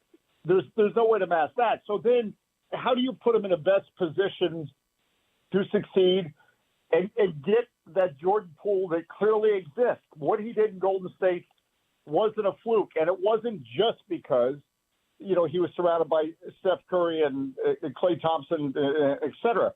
Did it help? Yes. I'm not saying that. But he's showing, and he showed last night in a big-time stage, and when I say big-time stage, this Lakers team is won 8 of 11 or whatever the number is. I forget it, but they're hot, and they're getting it together, but they're still desperate. I think they're 9th place. So this was a competitive, for lack of a better term, playoff-like atmosphere last night. The Lakers absolutely did not want to lose the Wizards, and Jordan Poole and company still responded. And to your point about, saying anything good about a 9-win team is that a propaganda machine or I've not lost my mind. I do know the difference, though. I've been through some really bad seasons. And for example, without calling out specific teams or whatever, but there were times, as I've done this now almost 30 years, where we had bad teams and you just didn't enjoy it because you didn't know you didn't have a great feeling about what the plan was. Actually, the players didn't at times. It didn't seem like they were locked in. So the fact that they have lost 13 in a row, yes. Were they upset about?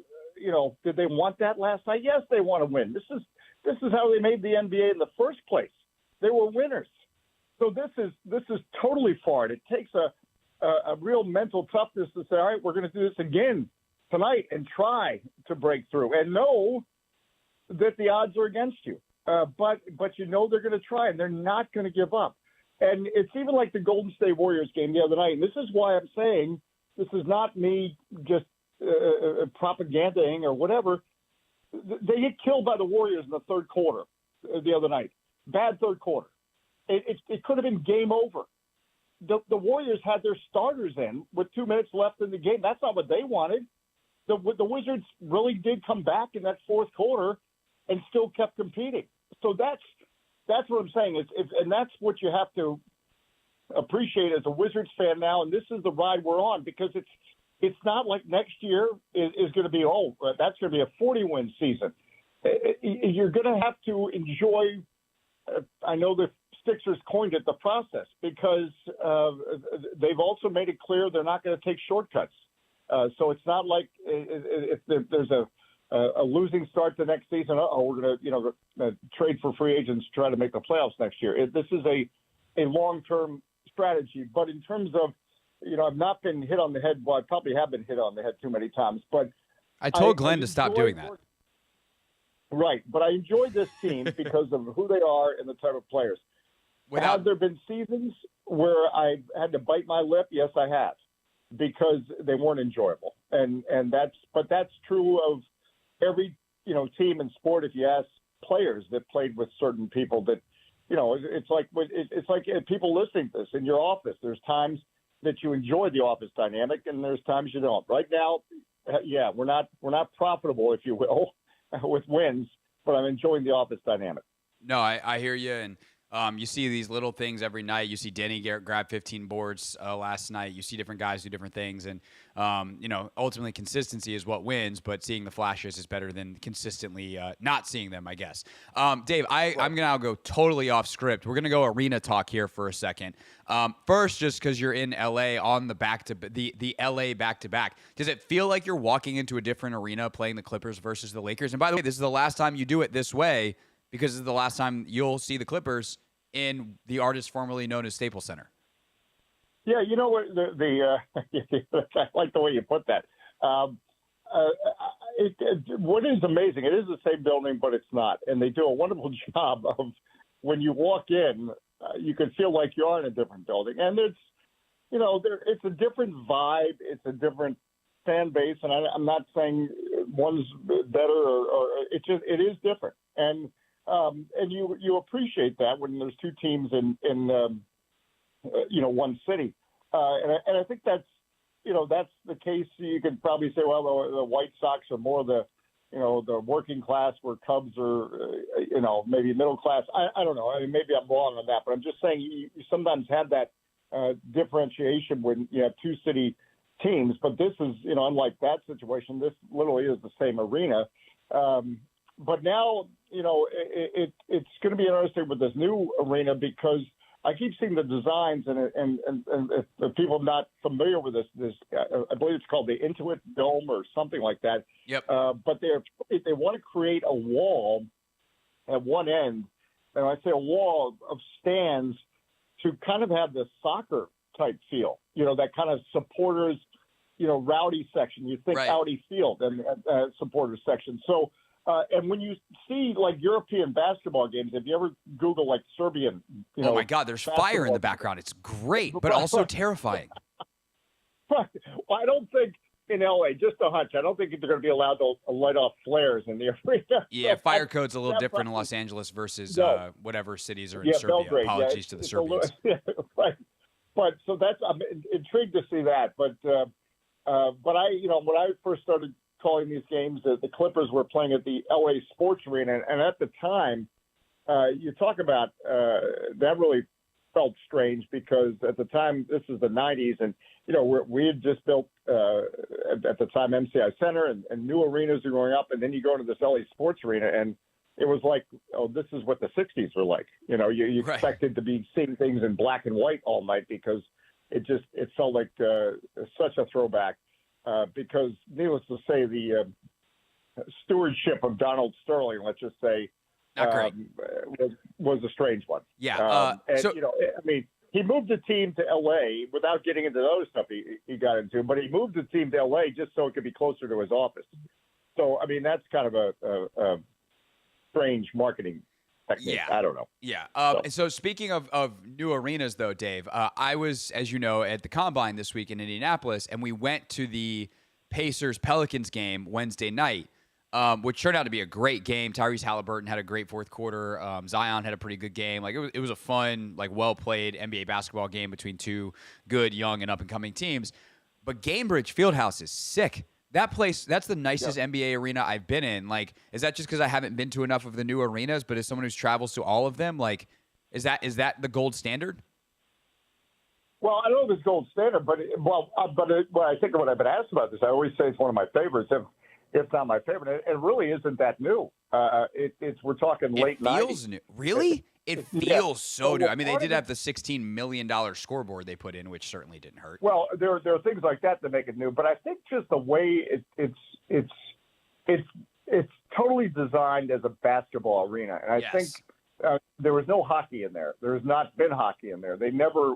It was all about basketball, and then they tried to create, as you've seen at the one end, that field house. Well, they called it field house. That field house, that Indiana basketball type feel. Right. Hoosiers, whatever I'm looking for here. So, of all the arenas, they create more of that I almost call it like a Camden Yards effect. If it was brick throughout the arena, it just has a different texture than just about every other arena we play in. Yeah, no, it definitely felt very different. It was very, very cool, and a great game. Yeah, it was just, I was like, this is awesome. And I was curious to talk to you about it as someone who goes to all the arenas, and now we did that here on the radio. So thanks for indulging me, Dave.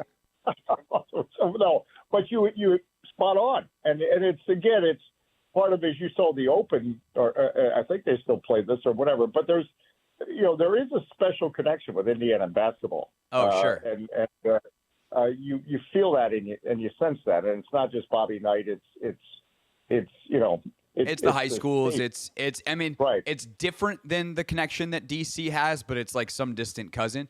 In that they care about it in a way that is pure and different, and it's about the game versus about the stuff that goes with it. And there's a soul to it that is cool and comes through in that stadium and that crowd. And it was cool to be there on Wednesday night. Dave, have a great call tonight. Enjoy LA until your next stop, and then I think you guys come back here, and I might even see you Wednesday night. So we'll have your people call my people, and maybe I'll see you on Wednesday. All right, great stuff. And we'll be at Utah on Monday. But, yeah, we'll be eventually home. There you go. Eventually we'll come home. The story of the 2024 Wizards. All right, Dave. Right. See ya. See ya. That is Dave Johnson, play-by-play voice of the Washington Wizards here on the radio. Pregame is 10:15 tonight. If you're watching on YouTube, I made a whoopsie. Tip-off is 10:30, not 10. So that means pregame is at 10:15, not 9:45, as it says on the graphic. If you're on the radio, you're like, there's graphics? Yeah, you can stream our show on YouTube. So when you're driving in your car, you get home, and go ahead and pop on the old YouTube at Team 980 on your smart TV, and we'll be there talking about sports, just like we are now. When we get back, we'll wrap up the hour, and then Andrew Siciliano joins us coming up at 6 p.m.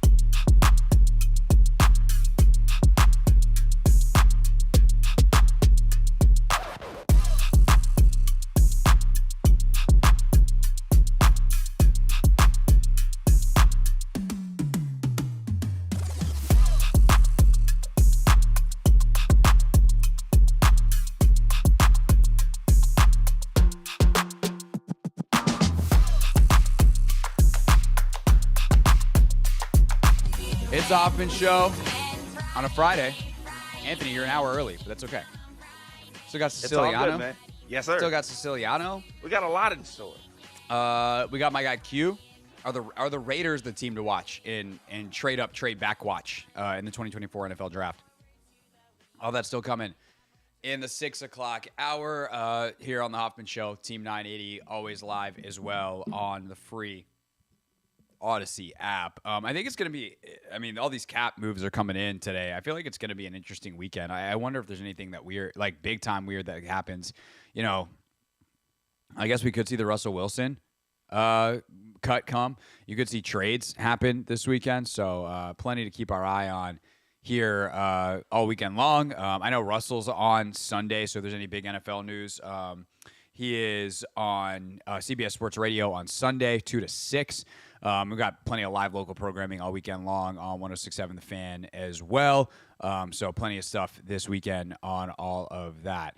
And also this weekend, just like a couple of random. We haven't done like a weekend preview in a while.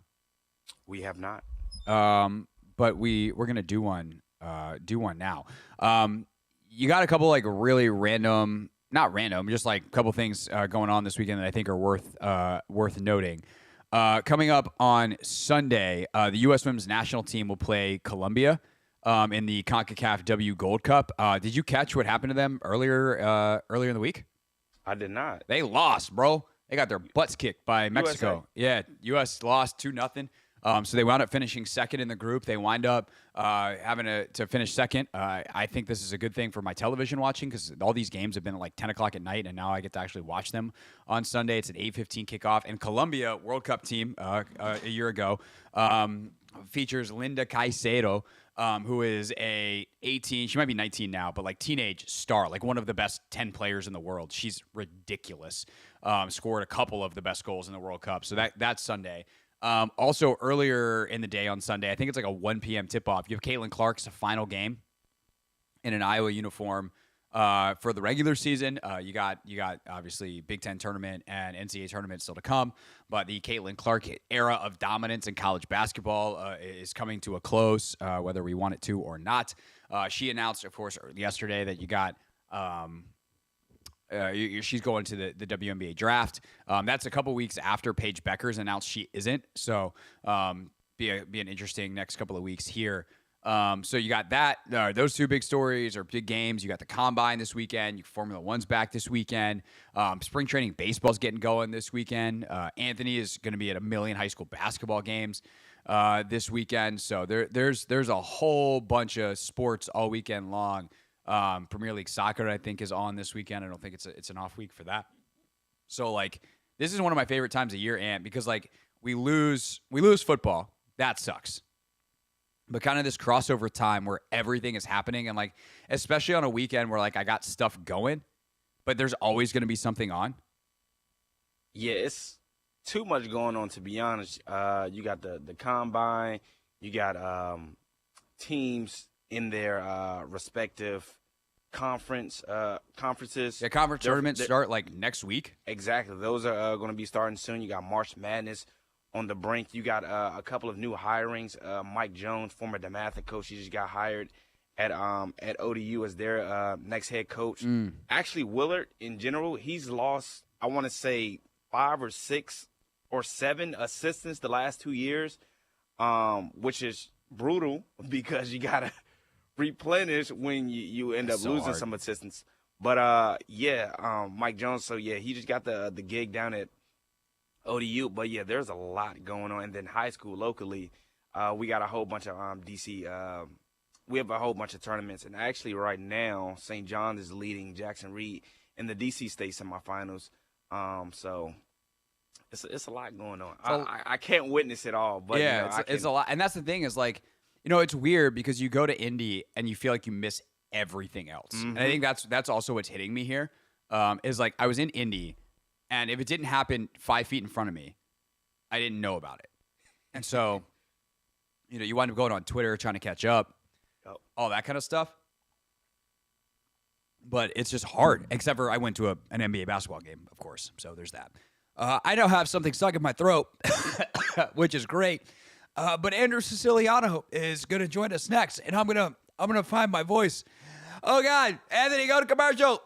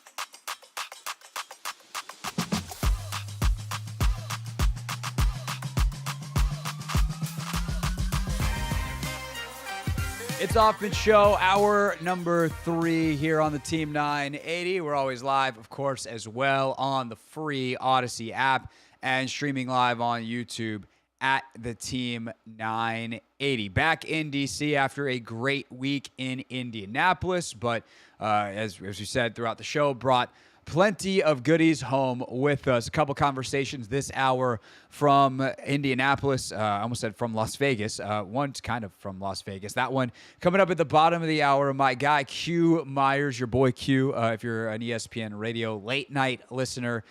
He hosts Game Night, their national show overnights. But that is after, he's a 2-show-a-day kind of guy. He hosts Afternoon Drive on Raider Nation Radio, where he talks all things Las Vegas Raiders, and that included a very long conversation with Antonio Pierce this week, and some very blunt comments from AP over the course of the last couple of weeks and throughout kind of this whole process about Jaden Daniels and just how much the Raiders love him. And so I wanted to talk to Q about the possibility of a trade up to 2 to get Jaden Daniels with Washington. What would that look like?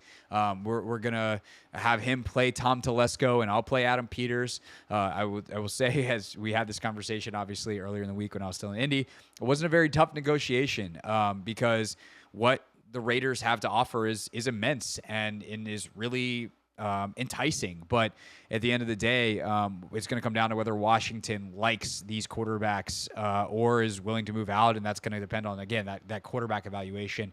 What do they actually think of Drake May? So your boy Q, a.k.a. my boy Q, coming up at 6:30. Right now, though, another great conversation from there in Indianapolis, a guy who I've been lucky enough to know for a long time, thanks to the Newhouse Mafia, as we call it, another Syracuse guy. Andrew Siciliano, NFL Network. He's a D.C. guy or D.C. area guy, not to make those that are from the district too upset. He's a Reston, Virginia native, but grew up huge Washington fan.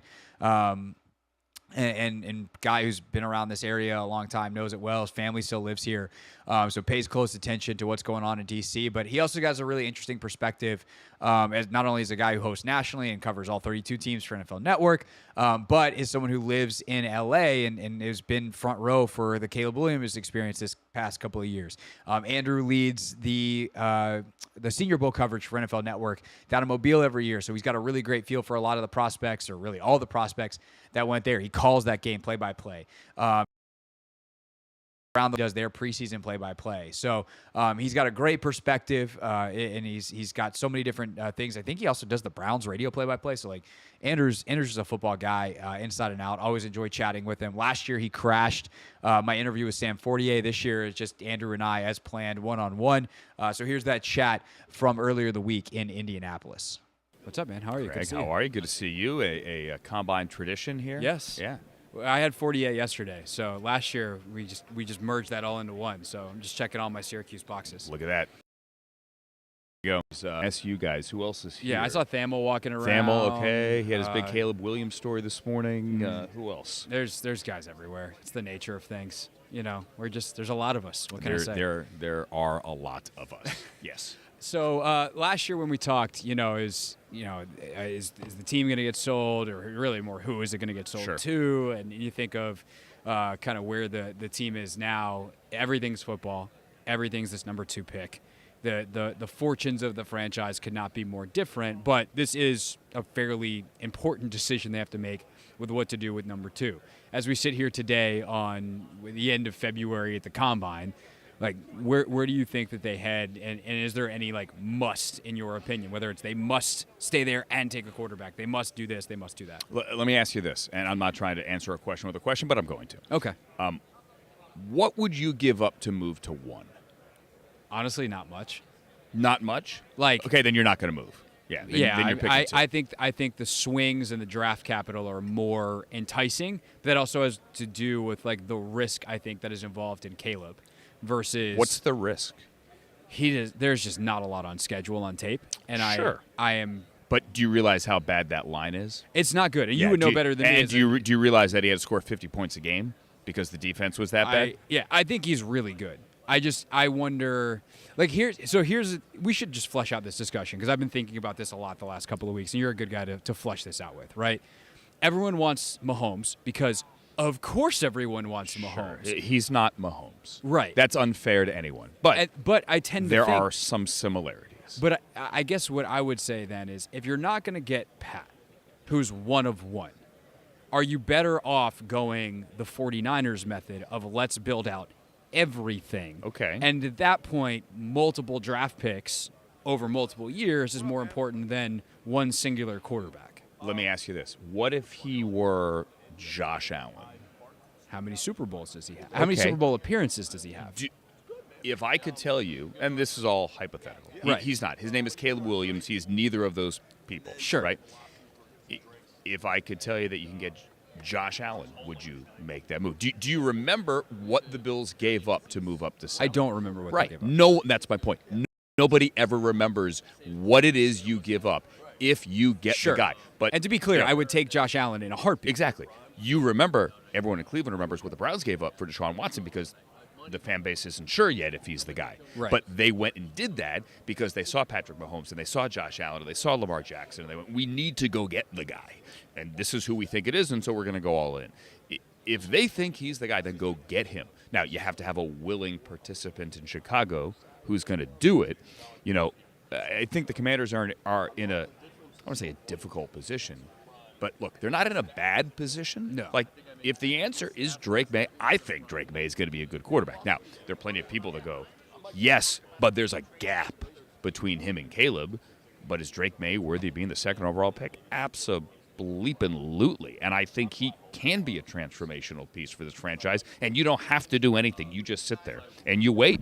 And you have your extra draft capital from, Chase Young or whomever, right? And you keep building. And I guess that's the kind of the crux of this. Are you better hitting a B plus, let's say, in Drake May, and whatever other pieces that you would have to give up to turn that B plus into an A, and know that then there's, I don't say an undue burden, but there's a much higher burden on Caleb Williams because you don't have as many pieces to support him. It's a fascinating theoretical and hypothetical and structural conversation on my guy Daniel Jeremiah, who is the best of the best, and he will always quote Ozzie Newsome from when he worked with the Ravens. Hey man, in the first round, I don't need to hit home runs. I need to keep hitting doubles. If I hit if all our first round picks are doubles, we're going to be great, and that is great. But when you're picking a quarterback at 2, you have to hit a home run. If you don't, it sets your franchise back years and years. And I guess that's kind of years. That's kind of my thing is if you have to hit a home run, I think Drake May can be a home run. Well, then what do you have to You have to hit a grand slam then if you trade up to 1. Correct. Yeah. Are there enough guys on base? No, I think we've lost the analogy. It's. I think the Commanders' conversation is oddly enough a little bit more complex than the Bears conversation. Everyone thinks it's like this binary choice between Fields and Caleb Williams. I don't think it is. I think you could trade both. I don't disagree with that. Think about if Drake May is a home run, why don't you trade Justin Fields? I'll make up compensation, a 2 and a 5. Okay, maybe it's a 3 and a 5, and the 3 can go to a 2, something like that, and then trade 1, move down to 2. Sure. Let's say you can get 2 1s to do that, hypothetically, and you get Drake May and that bonanza. To me, that's door number 3 for Ryan Poles that the fans in Chicago just aren't grasping. Now, I don't know if Ryan. It takes stones to do that. Right. It would take huge. Well, see, stones this is kind of the whole thing with all of, and Andrew Siciliano, NFL Network, is our guest. This is kind of the thing that is the crux of all of this. Is in order for one of these trades to happen, there needs to be a disagreement between the two being traded up for, right? Because if Washington thinks the Caleb Williams is Pat, then there's almost nothing you wouldn't give up. Correct. But if Chicago thinks Caleb Williams is Pat, there's no price that you could pay. Correct. Disconnect somewhere. Yes. I think, now, I am firm in believing this. The Bears should trade Justin and reset the quarterback clock financially, organizationally, is the only thing that makes sense. Because, and this is what people want to defend Justin, but here's what they're not getting, and I don't know if they're being asked this for this thought experiment, but if you keep Justin, okay, let's say you trade the pick, and let's say you move down to 8. It's ridiculous, but let's say Atlanta moves up, right? Right. And you go to 8, and you're not taking a quarterback there. You're keeping Justin. You're doing whatever. Are you ready to pay him now? Right. He is entering year 4. Right. Okay, so this is the window. After year 3, you got. Which is, by the way, why I don't want Washington to trade for him, even though I like Justin Fields a lot. Yes, you'd have to pay him. Right. Now you could do what the Dolphins did. Tua and the concussions, they punted on that, and they're heading into year 5 now. Now they're going to pay him. It worked out okay for them. But the contract begins at Daniel Jones. That's where it begins. Right. So are you ready? And by the way, you're probably not getting another unprecedented cap spike next year to make that more palatable. Right. So are you ready to pay minimum 40, realistically 45 to 50, Justin figure commitment, guarantee, tomorrow to Justin Fields? You could wait a year. You could. But if you're going to pass up on number 1 and keep him, I mean, you're getting married, right? Like, you're making the commitment. Right. Right. So are you ready to pay Justin Fields that money? And Bears fans, like, do you love him that much? And I like him. But like do him you too. love him that much that you're going to make a 9-figure guarantee? And by the way, you better than draft Marvin Harrison. Yes. And that that's or Olaf Fashanu or Alt Joe or Alt or Romadunze, whoever it is that you like the best. Right. Harrison is the other guy that is looming over this draft that I think is interesting, and it does seem like the gap between Odunze, Harrison, and Malik Neighbors has shrunk a little bit. But if Harrison is like a generational talent, up, and I also wonder if that throws a monkey wrench, because we all just assume that it's going to be Caleb, Drake, Jaden in some order 1, 2, 3. But does someone take the leap and go, you know, it's all back a Hall of Fame receiver, and we think that Marvin Harrison is that guy? As you talk to people around the league, like, don't forget about Harrison. Marvin can get into the top 3 at 3 if the Patriots bring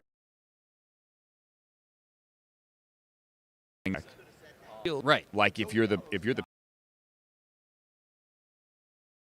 Patriots, there's Fields, and then you don't even have to go Marvin Harrison. You can go Joe Alt at 3 if you really wanted to. Sure. Right? And that's where I think it gets interesting, is if the Patriots get a veteran quarterback, don't feel the need to take a B, then are they, and somebody comes up, everyone's like, well, it's about the 4th quarterback. Like, is J.J. like thinking on a couple of weeks ago, who said J.J. doesn't own the draft, but basically said J.J. McCarthy is determined. Once the top 3 go, in the top 3 in all likelihood, if J.J. McCarthy is the 4th, and his stock, it might, yeah. Because if he goes out and runs a low 4.5s and comes in at 215 and all that, and rips the ball in the drills, and then does someone, look, Denver, whomever, feel they need to trade up and get into the top 10 and then just mess everything up to get him? Yeah. I'm not giving you any solid answers. I'm just talking in circles here because I don't have an answer. I don't know. Andrew, this is what we do for 3 hours every day. I don't know what the – look, I think the Commanders could very easily sit there, take Drake May and just be happy and keep building. We're in silly season. Nobody knows anything. We're expected to do these shows with some sort of certainty, and the reality is none of us know anything. Like, I think if Commanders fans just went down a YouTube hole, like, and watched some of the throws makes. Sure, they're all there. You're going, I want that guy. Yeah. Right.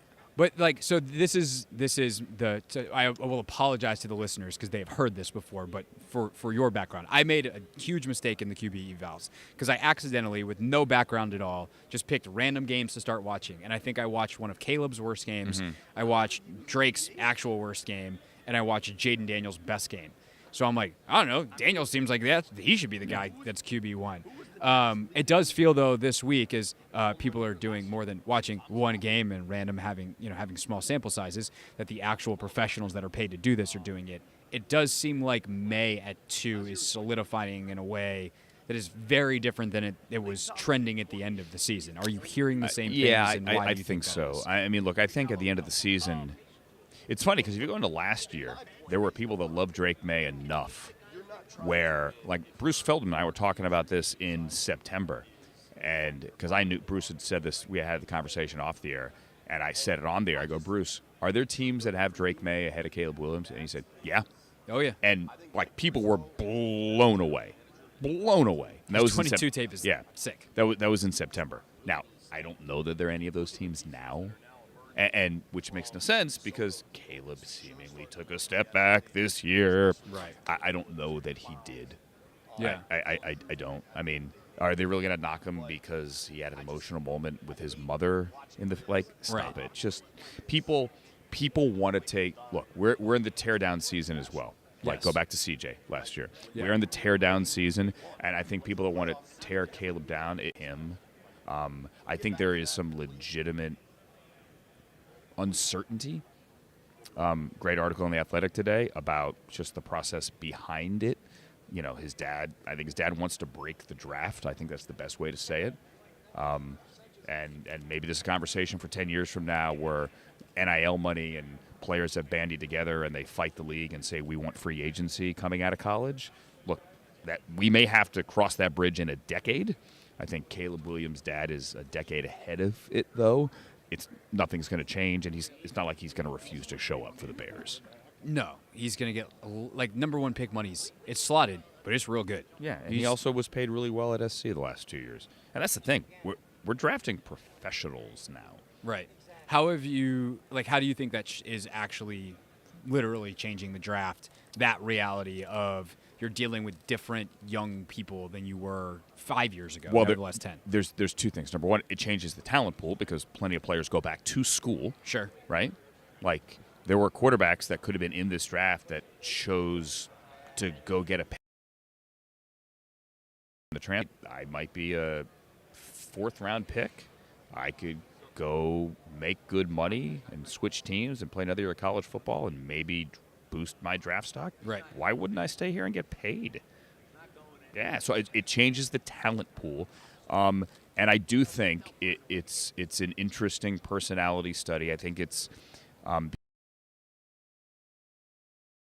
like when you're analyzing a draft prospect, you always want to ask, like, or any young person, how is this person going to handle success? How are they going to handle failure? How are they going to handle money? How are they going to handle being an adult in the real world? Right. More of a sample size now because, they're handling money and handling the real world. Andrew Siciliano, NFL Network, is with us. NFL Network's coverage all weekend, of course, of the Indianapolis Combine, and then it continues, your draft coverage. Funny enough, it doesn't stop in Indianapolis. No. It starts in Mobile. Yes. Famously. Well, and honestly, free agency on March 11th as well. That's the next big event on the calendar after this. So you can watch all that all the way through the draft and NFL 24/7, 365. That's why you guys exist. So I think one of the other interesting things that we're kind of running out of time on in terms of this draft is like the COVID year stuff is finally wrapping up. Yeah, you have a lot of 6-year guys. I'm sure this had to be a topic at the Senior Bowl. And you also have then the looming draft class next year, which specifically the quarterback position does not look strong. For now. How is that, which of course, yeah, right?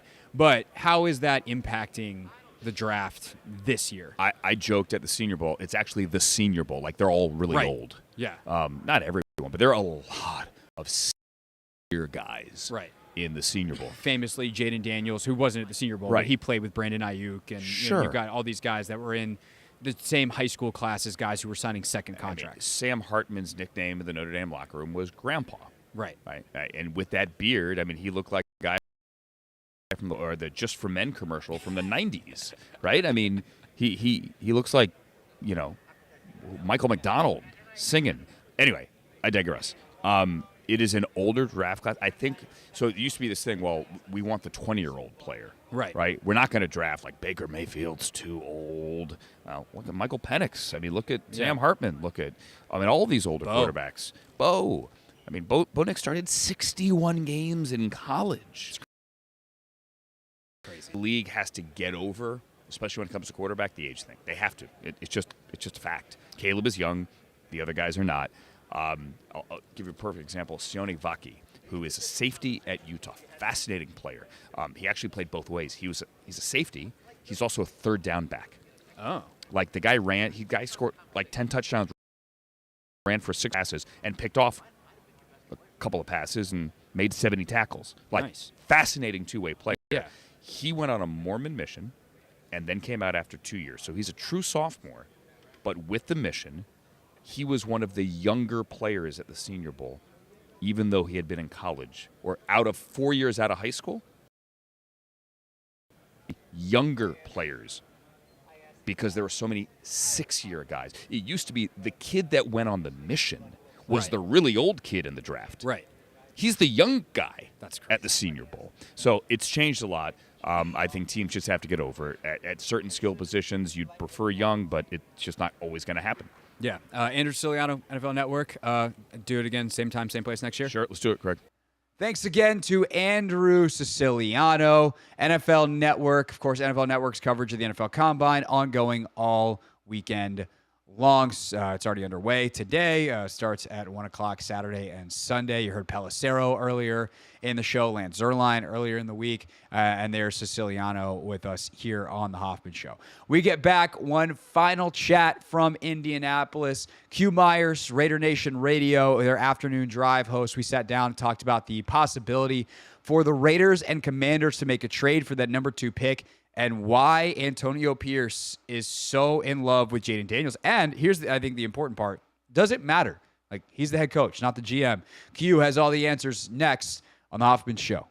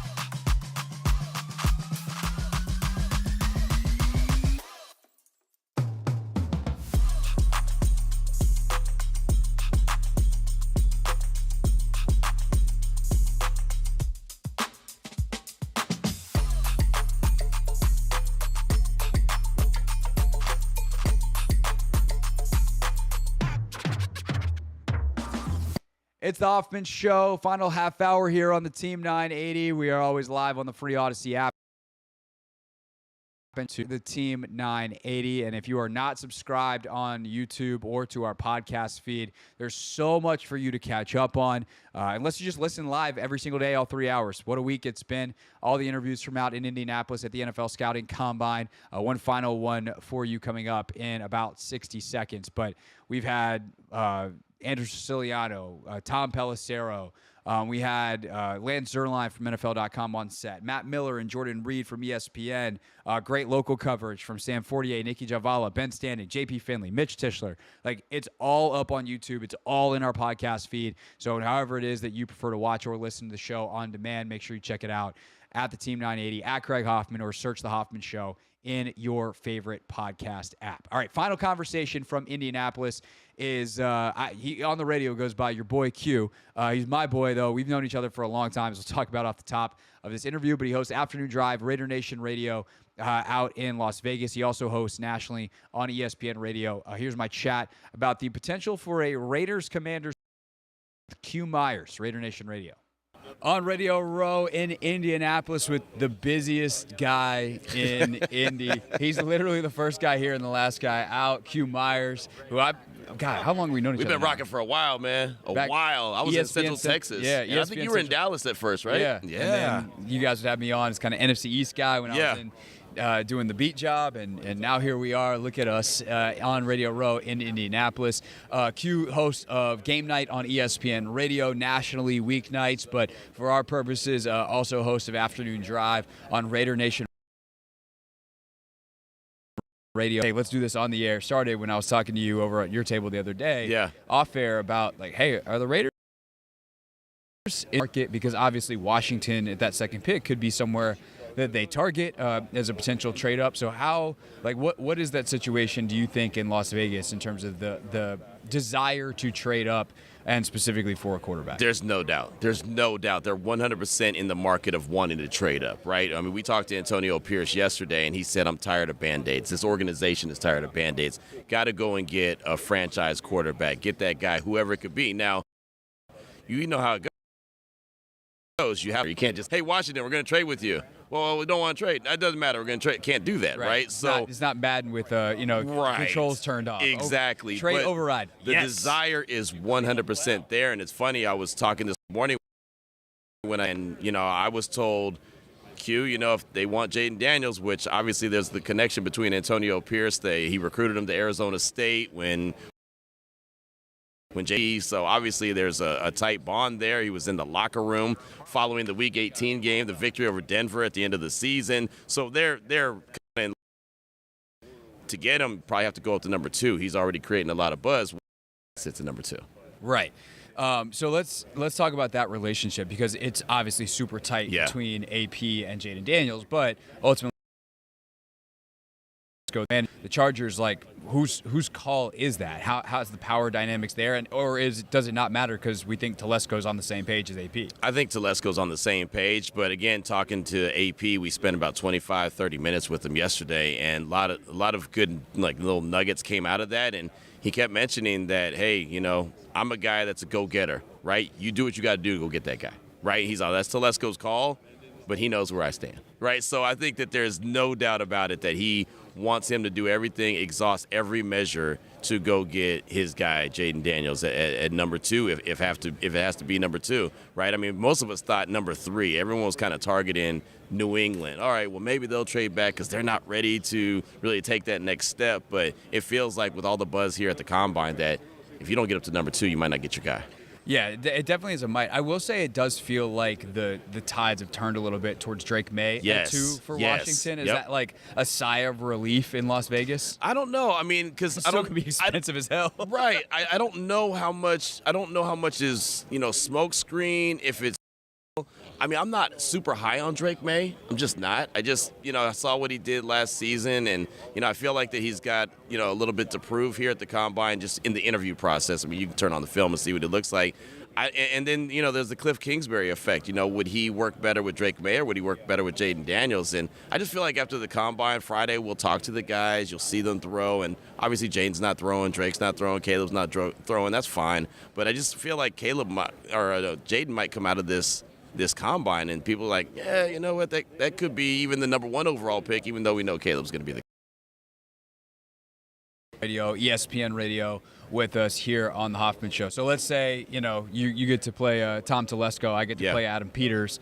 You give me a call, and I'm like, all right, hey, remind me, what draft capital you got? What are we talking about here? What's in the Raiders stockpile? All right, so of course here, right? 13. The Raiders have number 13, and Washington has number 2. So then you throw in, a 2025 first-round pick, third-round pick, 2026 first-round pick, maybe another third-round pick. And, if you got to throw a player in there as well, you want Hunter Renfrow. You know what I mean? Like, I don't think that there's really – Yes, actually, that is someone I'm very interested in. Well, there you go. There you go, because he's really in no man's land in Vegas with the Raiders. A guy went from 100 catches, 1,000-something yards to barely being on the field, right? 13 snaps a game. Why is that, by the way? Because that was a McDaniels thing. It started with McDaniels. AP tried to get him back involved, and it felt like he was just too far gone. But, he got injured 1 week against the Cardinals, I believe, in 2022, and just never seemed to work. And it's weird because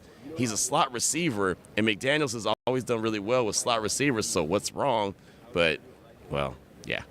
Didn't go well. Yeah, no, it didn't go well as McDaniels got fired on Halloween, so there's that. Yeah, the slot position is one that I think Washington needs this offseason. There you go. Obviously, in the draft is a way you could do it, or you could trade and get multiple first-round picks and your slot receiver and not have to use one of this. Look, we just made the deal. Yeah, we just made the deal for him. I will say this, I think there's a very wise sentiment in Washington circles, fans, media, et cetera, people that have sat in that chair this week that have gone, look, you need a quarterback. Yeah. How often are you going to pick a number 2? Just take the freaking quarterback. Right. And that is, if that is how you feel, I get it. I don't think that's crazy. My only caveat to that is, what do you think of the quarterbacks? Because if they think of Jaden Daniels or Drake May, frankly, what I think is irrelevant, what if they think that dude is that dude, right? You don't make that trade. Right. If you're not that sure, you're not convinced, I'm taking your deal in a heartbeat, bro. Right, for sure. I got 13 this year in a kind of wacky but deep draft. Or I should say wacky top heavy draft. Right. And by the way, I got 2 I can own potentially the next couple of years because here would be the other part of this, right? How good do you think let's next year? They've got a lot of weapons on offense. You've got, Josh Jacobs, I'm assuming is going to return. AP's a big Josh Jacobs guy. Devontae Adams is there. Jacoby Myers played really well. The offensive line needs some work, but I think that the Raiders are in a better position, a lot better position than they were obviously this year. And with AP, they went 5-4 down the stretch. So with the 4th round pick in Aiden O'Connell leading the charge. Jaden Daniels is a huge upgrade. So at that point, you're thinking, okay, maybe it's not a super high pick, but I'd also, if I'm Adam Peters, quarterback. Right. So, am I picking top 10 next year with this pick? And maybe in 2026, that first rounder is a little less enticing. Yeah. But, maybe at that point, my first rounder is hopefully less enticing too. Well, and I could, if I want someone higher, I can package the 2 and trade up. And then on top of that, if you do get number 13 overall, and maybe you like a Michael Penix, maybe you like a Bo Nix, maybe you like a J.J. McCarthy. And I'm not saying you do, but maybe, right? And so maybe that's an option that you have. You also have a very deep offensive tackle class. And what team doesn't need offensive tackle? Washington receiver. needs 2 of them. Right, exactly. So, there's you can do, but it's going back to what you said. If you're in love with one of those quarterbacks, then you don't pass them up. You just go ahead and do it. But if you're not, if you have any questions, make the deal. And, Trevor Sikkema sat in that chair yesterday, PFF. His latest mock is kind of a thought experiment. He explained, I just traded Washington twice. He went back to 12 with Denver and then went up to 10 to get McCarthy. And you still wind up with a quarterback, a Hall, et cetera, potential control of some future drafts. I'd probably rather do that with Denver because I think that they're going to be worse than Vegas in the long term, but is what it is. All right, Q Myers, you can listen to more of the Vegas side of things on Raider Nation Radio, and then of course ESPN Radio 10 p.m. to 1 a.m.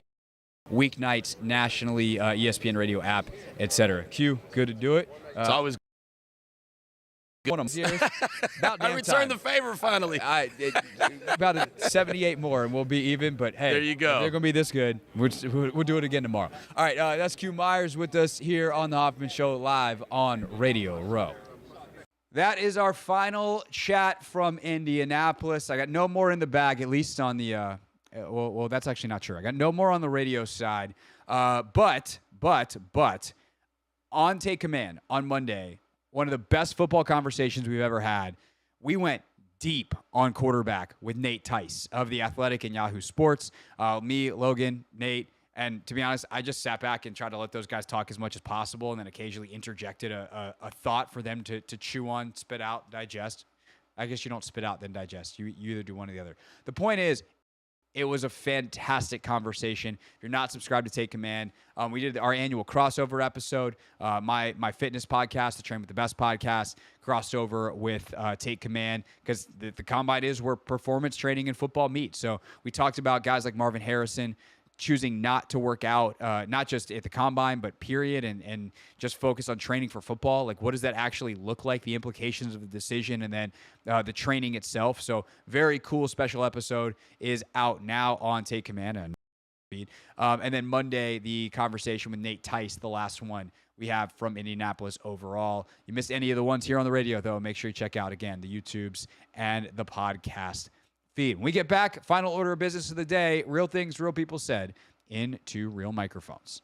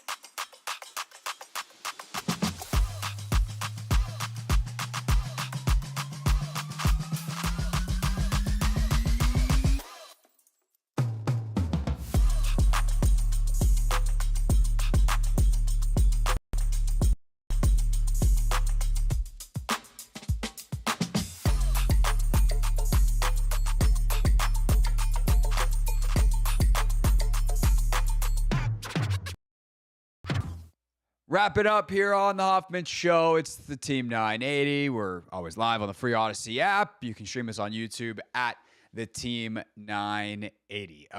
But what a week. That news today, Charles Leno released big cap savings for the Commanders there. Also puts a gigantic hole at left tackle there. Also makes you wonder what they do with Andrew Wiley, whether it's keep him, cut him, move him inside. All of a sudden, if you need 2 starting tackles, like that's a big deal in free agency where this tackle class isn't loaded. And obviously, you're going to have other ideas with your top pick. You wonder if that makes moving down or something more enticing, trading back into the first round. Now all of a sudden, do you feel like you need to package one of those 2 second-rounders in something later, something future next year? Not to replace 2 or as part of a trade down with 2, but do you move up from the top of the second back into the first and whatever cost that is to get a Tyler Guyton out of Oklahoma? Someone like that is more of a starting in this draft, especially when some tackles could get pushed down because of the insanity of the wide receiver class. And obviously as many as 4 quarterbacks going in top 10, it looks like as of now with J.J. McCarthy having, see how he throws this weekend. So we've had news, and then obviously, spent some of the week in Indianapolis. The interviews we had, I'm going to try to, let's see if I can pull this up real quick. How many people did we talk to this week? Let's see. Ben Sandig, JP Finley, Lance Zerline. We had our roundtable with Ben Solak and Brooke Pryor. Nikki Javala was there. We talked to Sam Fortier about Adam Peters and Adam Peters and Dan Quinn, what they said. We talked to Trevor Sikkema, Pro Football Focus. We talked to Nick Baumgartner of The Athletic, Matt Miller of ESPN, Jordan Reed of ESPN. We had an insane week on Radio Row out there in Indianapolis. Tom Pelissero, NFL Network. Can't forget him, Andrew Siciliano. So the guests that we've had on today's show. And I'm just really appreciative of everybody. I'm really appreciative of the support you guys give us as listeners, of the PR people that help set a lot of that stuff up, of Ant and Metal Chris and Vic, all of whom are different people running the show this week, as Ant was on vacation and I was obviously then out, and that's just chaos. I appreciate everyone, CK, our boss's support. Always thank the boss in your speech, kids. Not that I'm giving a speech right now. It's just the last segment of our radio show. The point is, it's been a good week. We had a lot of great stuff. You got all weekend to listen to it on the podcast feed if you like. I, this weekend, will finally be participating in this race that I've been talking about for so long, High Rocks. So if you want to see a cool fitness event, come out and buy a spectator ticket at the convention center in D.C. And somewhere in the 2 to 3 o'clock range, you'll see me and my wife running around, lunging, throwing a ball at a wall, pushing sleds, running some more, skiing, rowing, and stuff. So we'll have a full report on whether or not I died on Monday.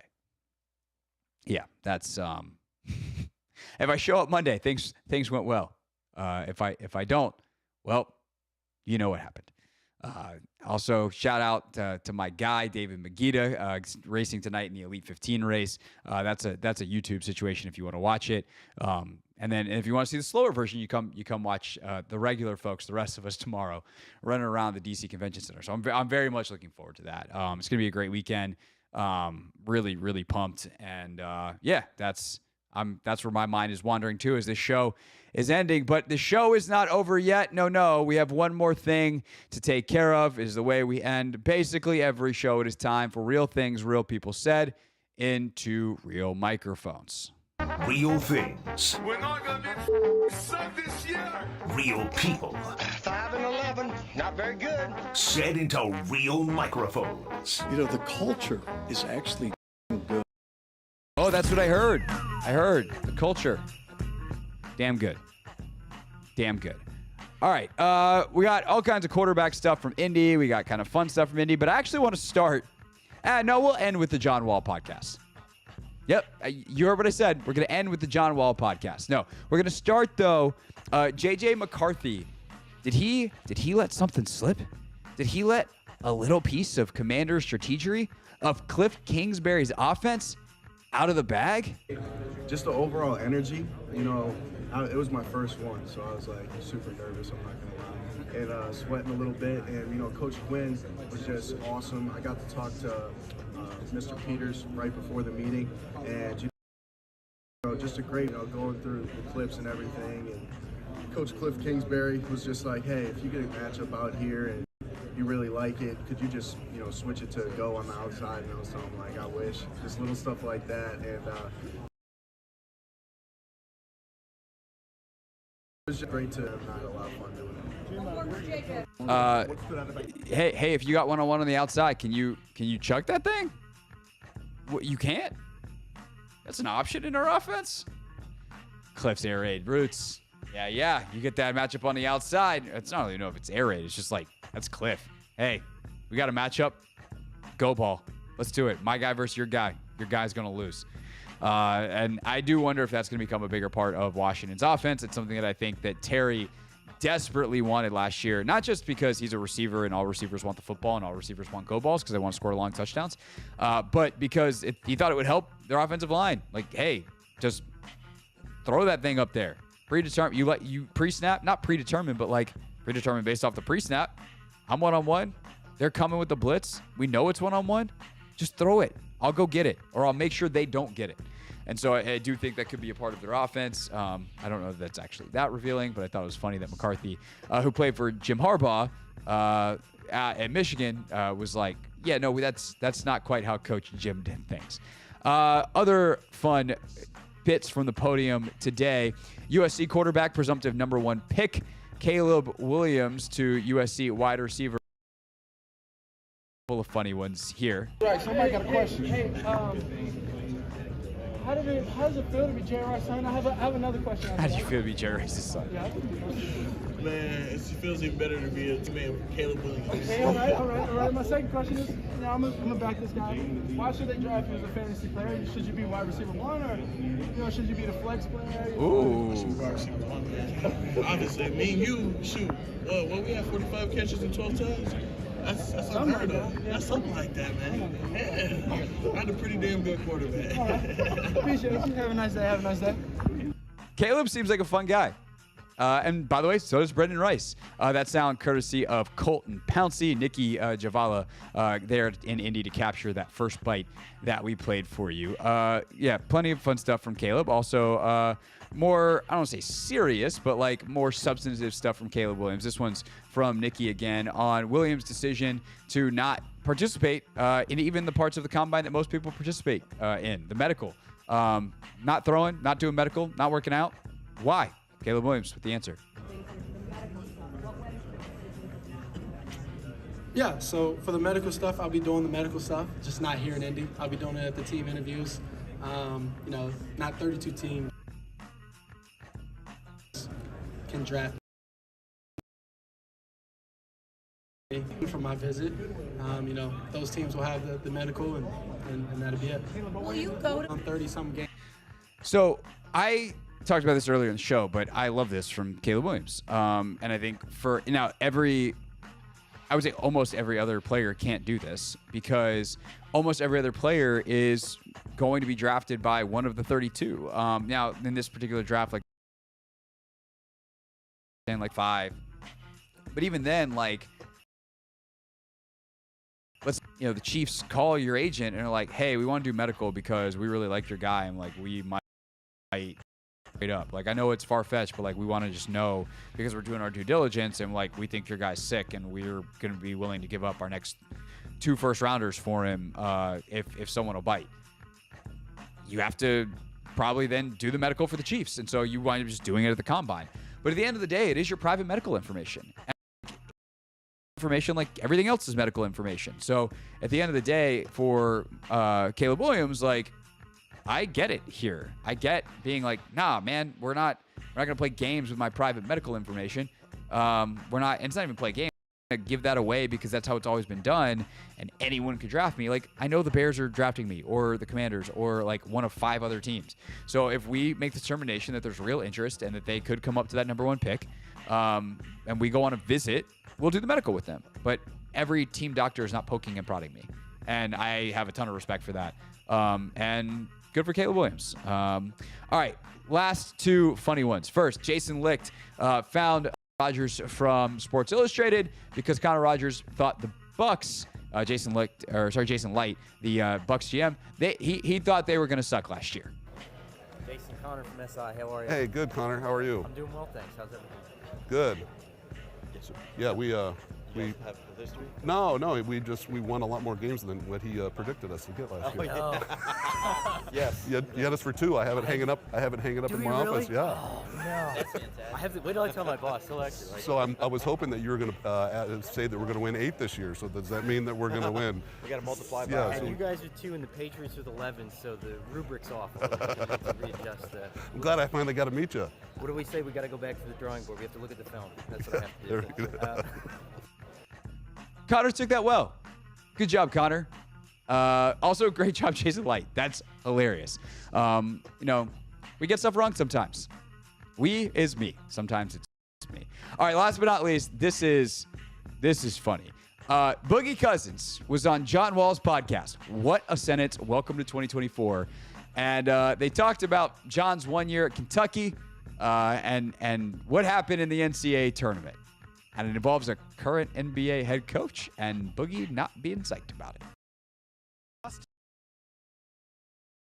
Like, it's still to this day, like, Y'all know Joe Mazzulla was guarding me in the back of that 1-3-1, right? Yes.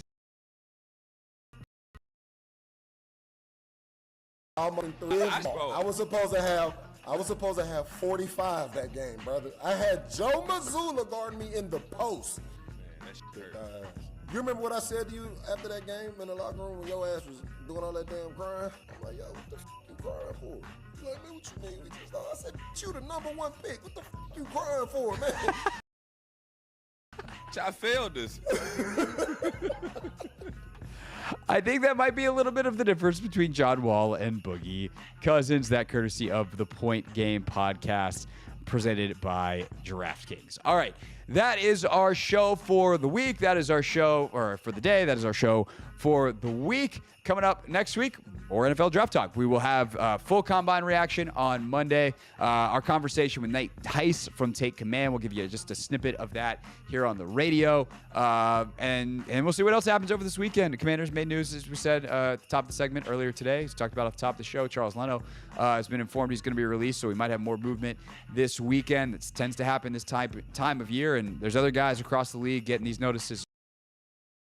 The kind of free agent market is ever-changing, and this weekend's a big weekend for it. React to it all on Monday. See you then. It's the Hoffman Show. We're on the Team 980, always live as well on the free Odyssey app. Don't forget, Wizards' second of a back-to-back late night tonight here on the Team 980 from Los Angeles.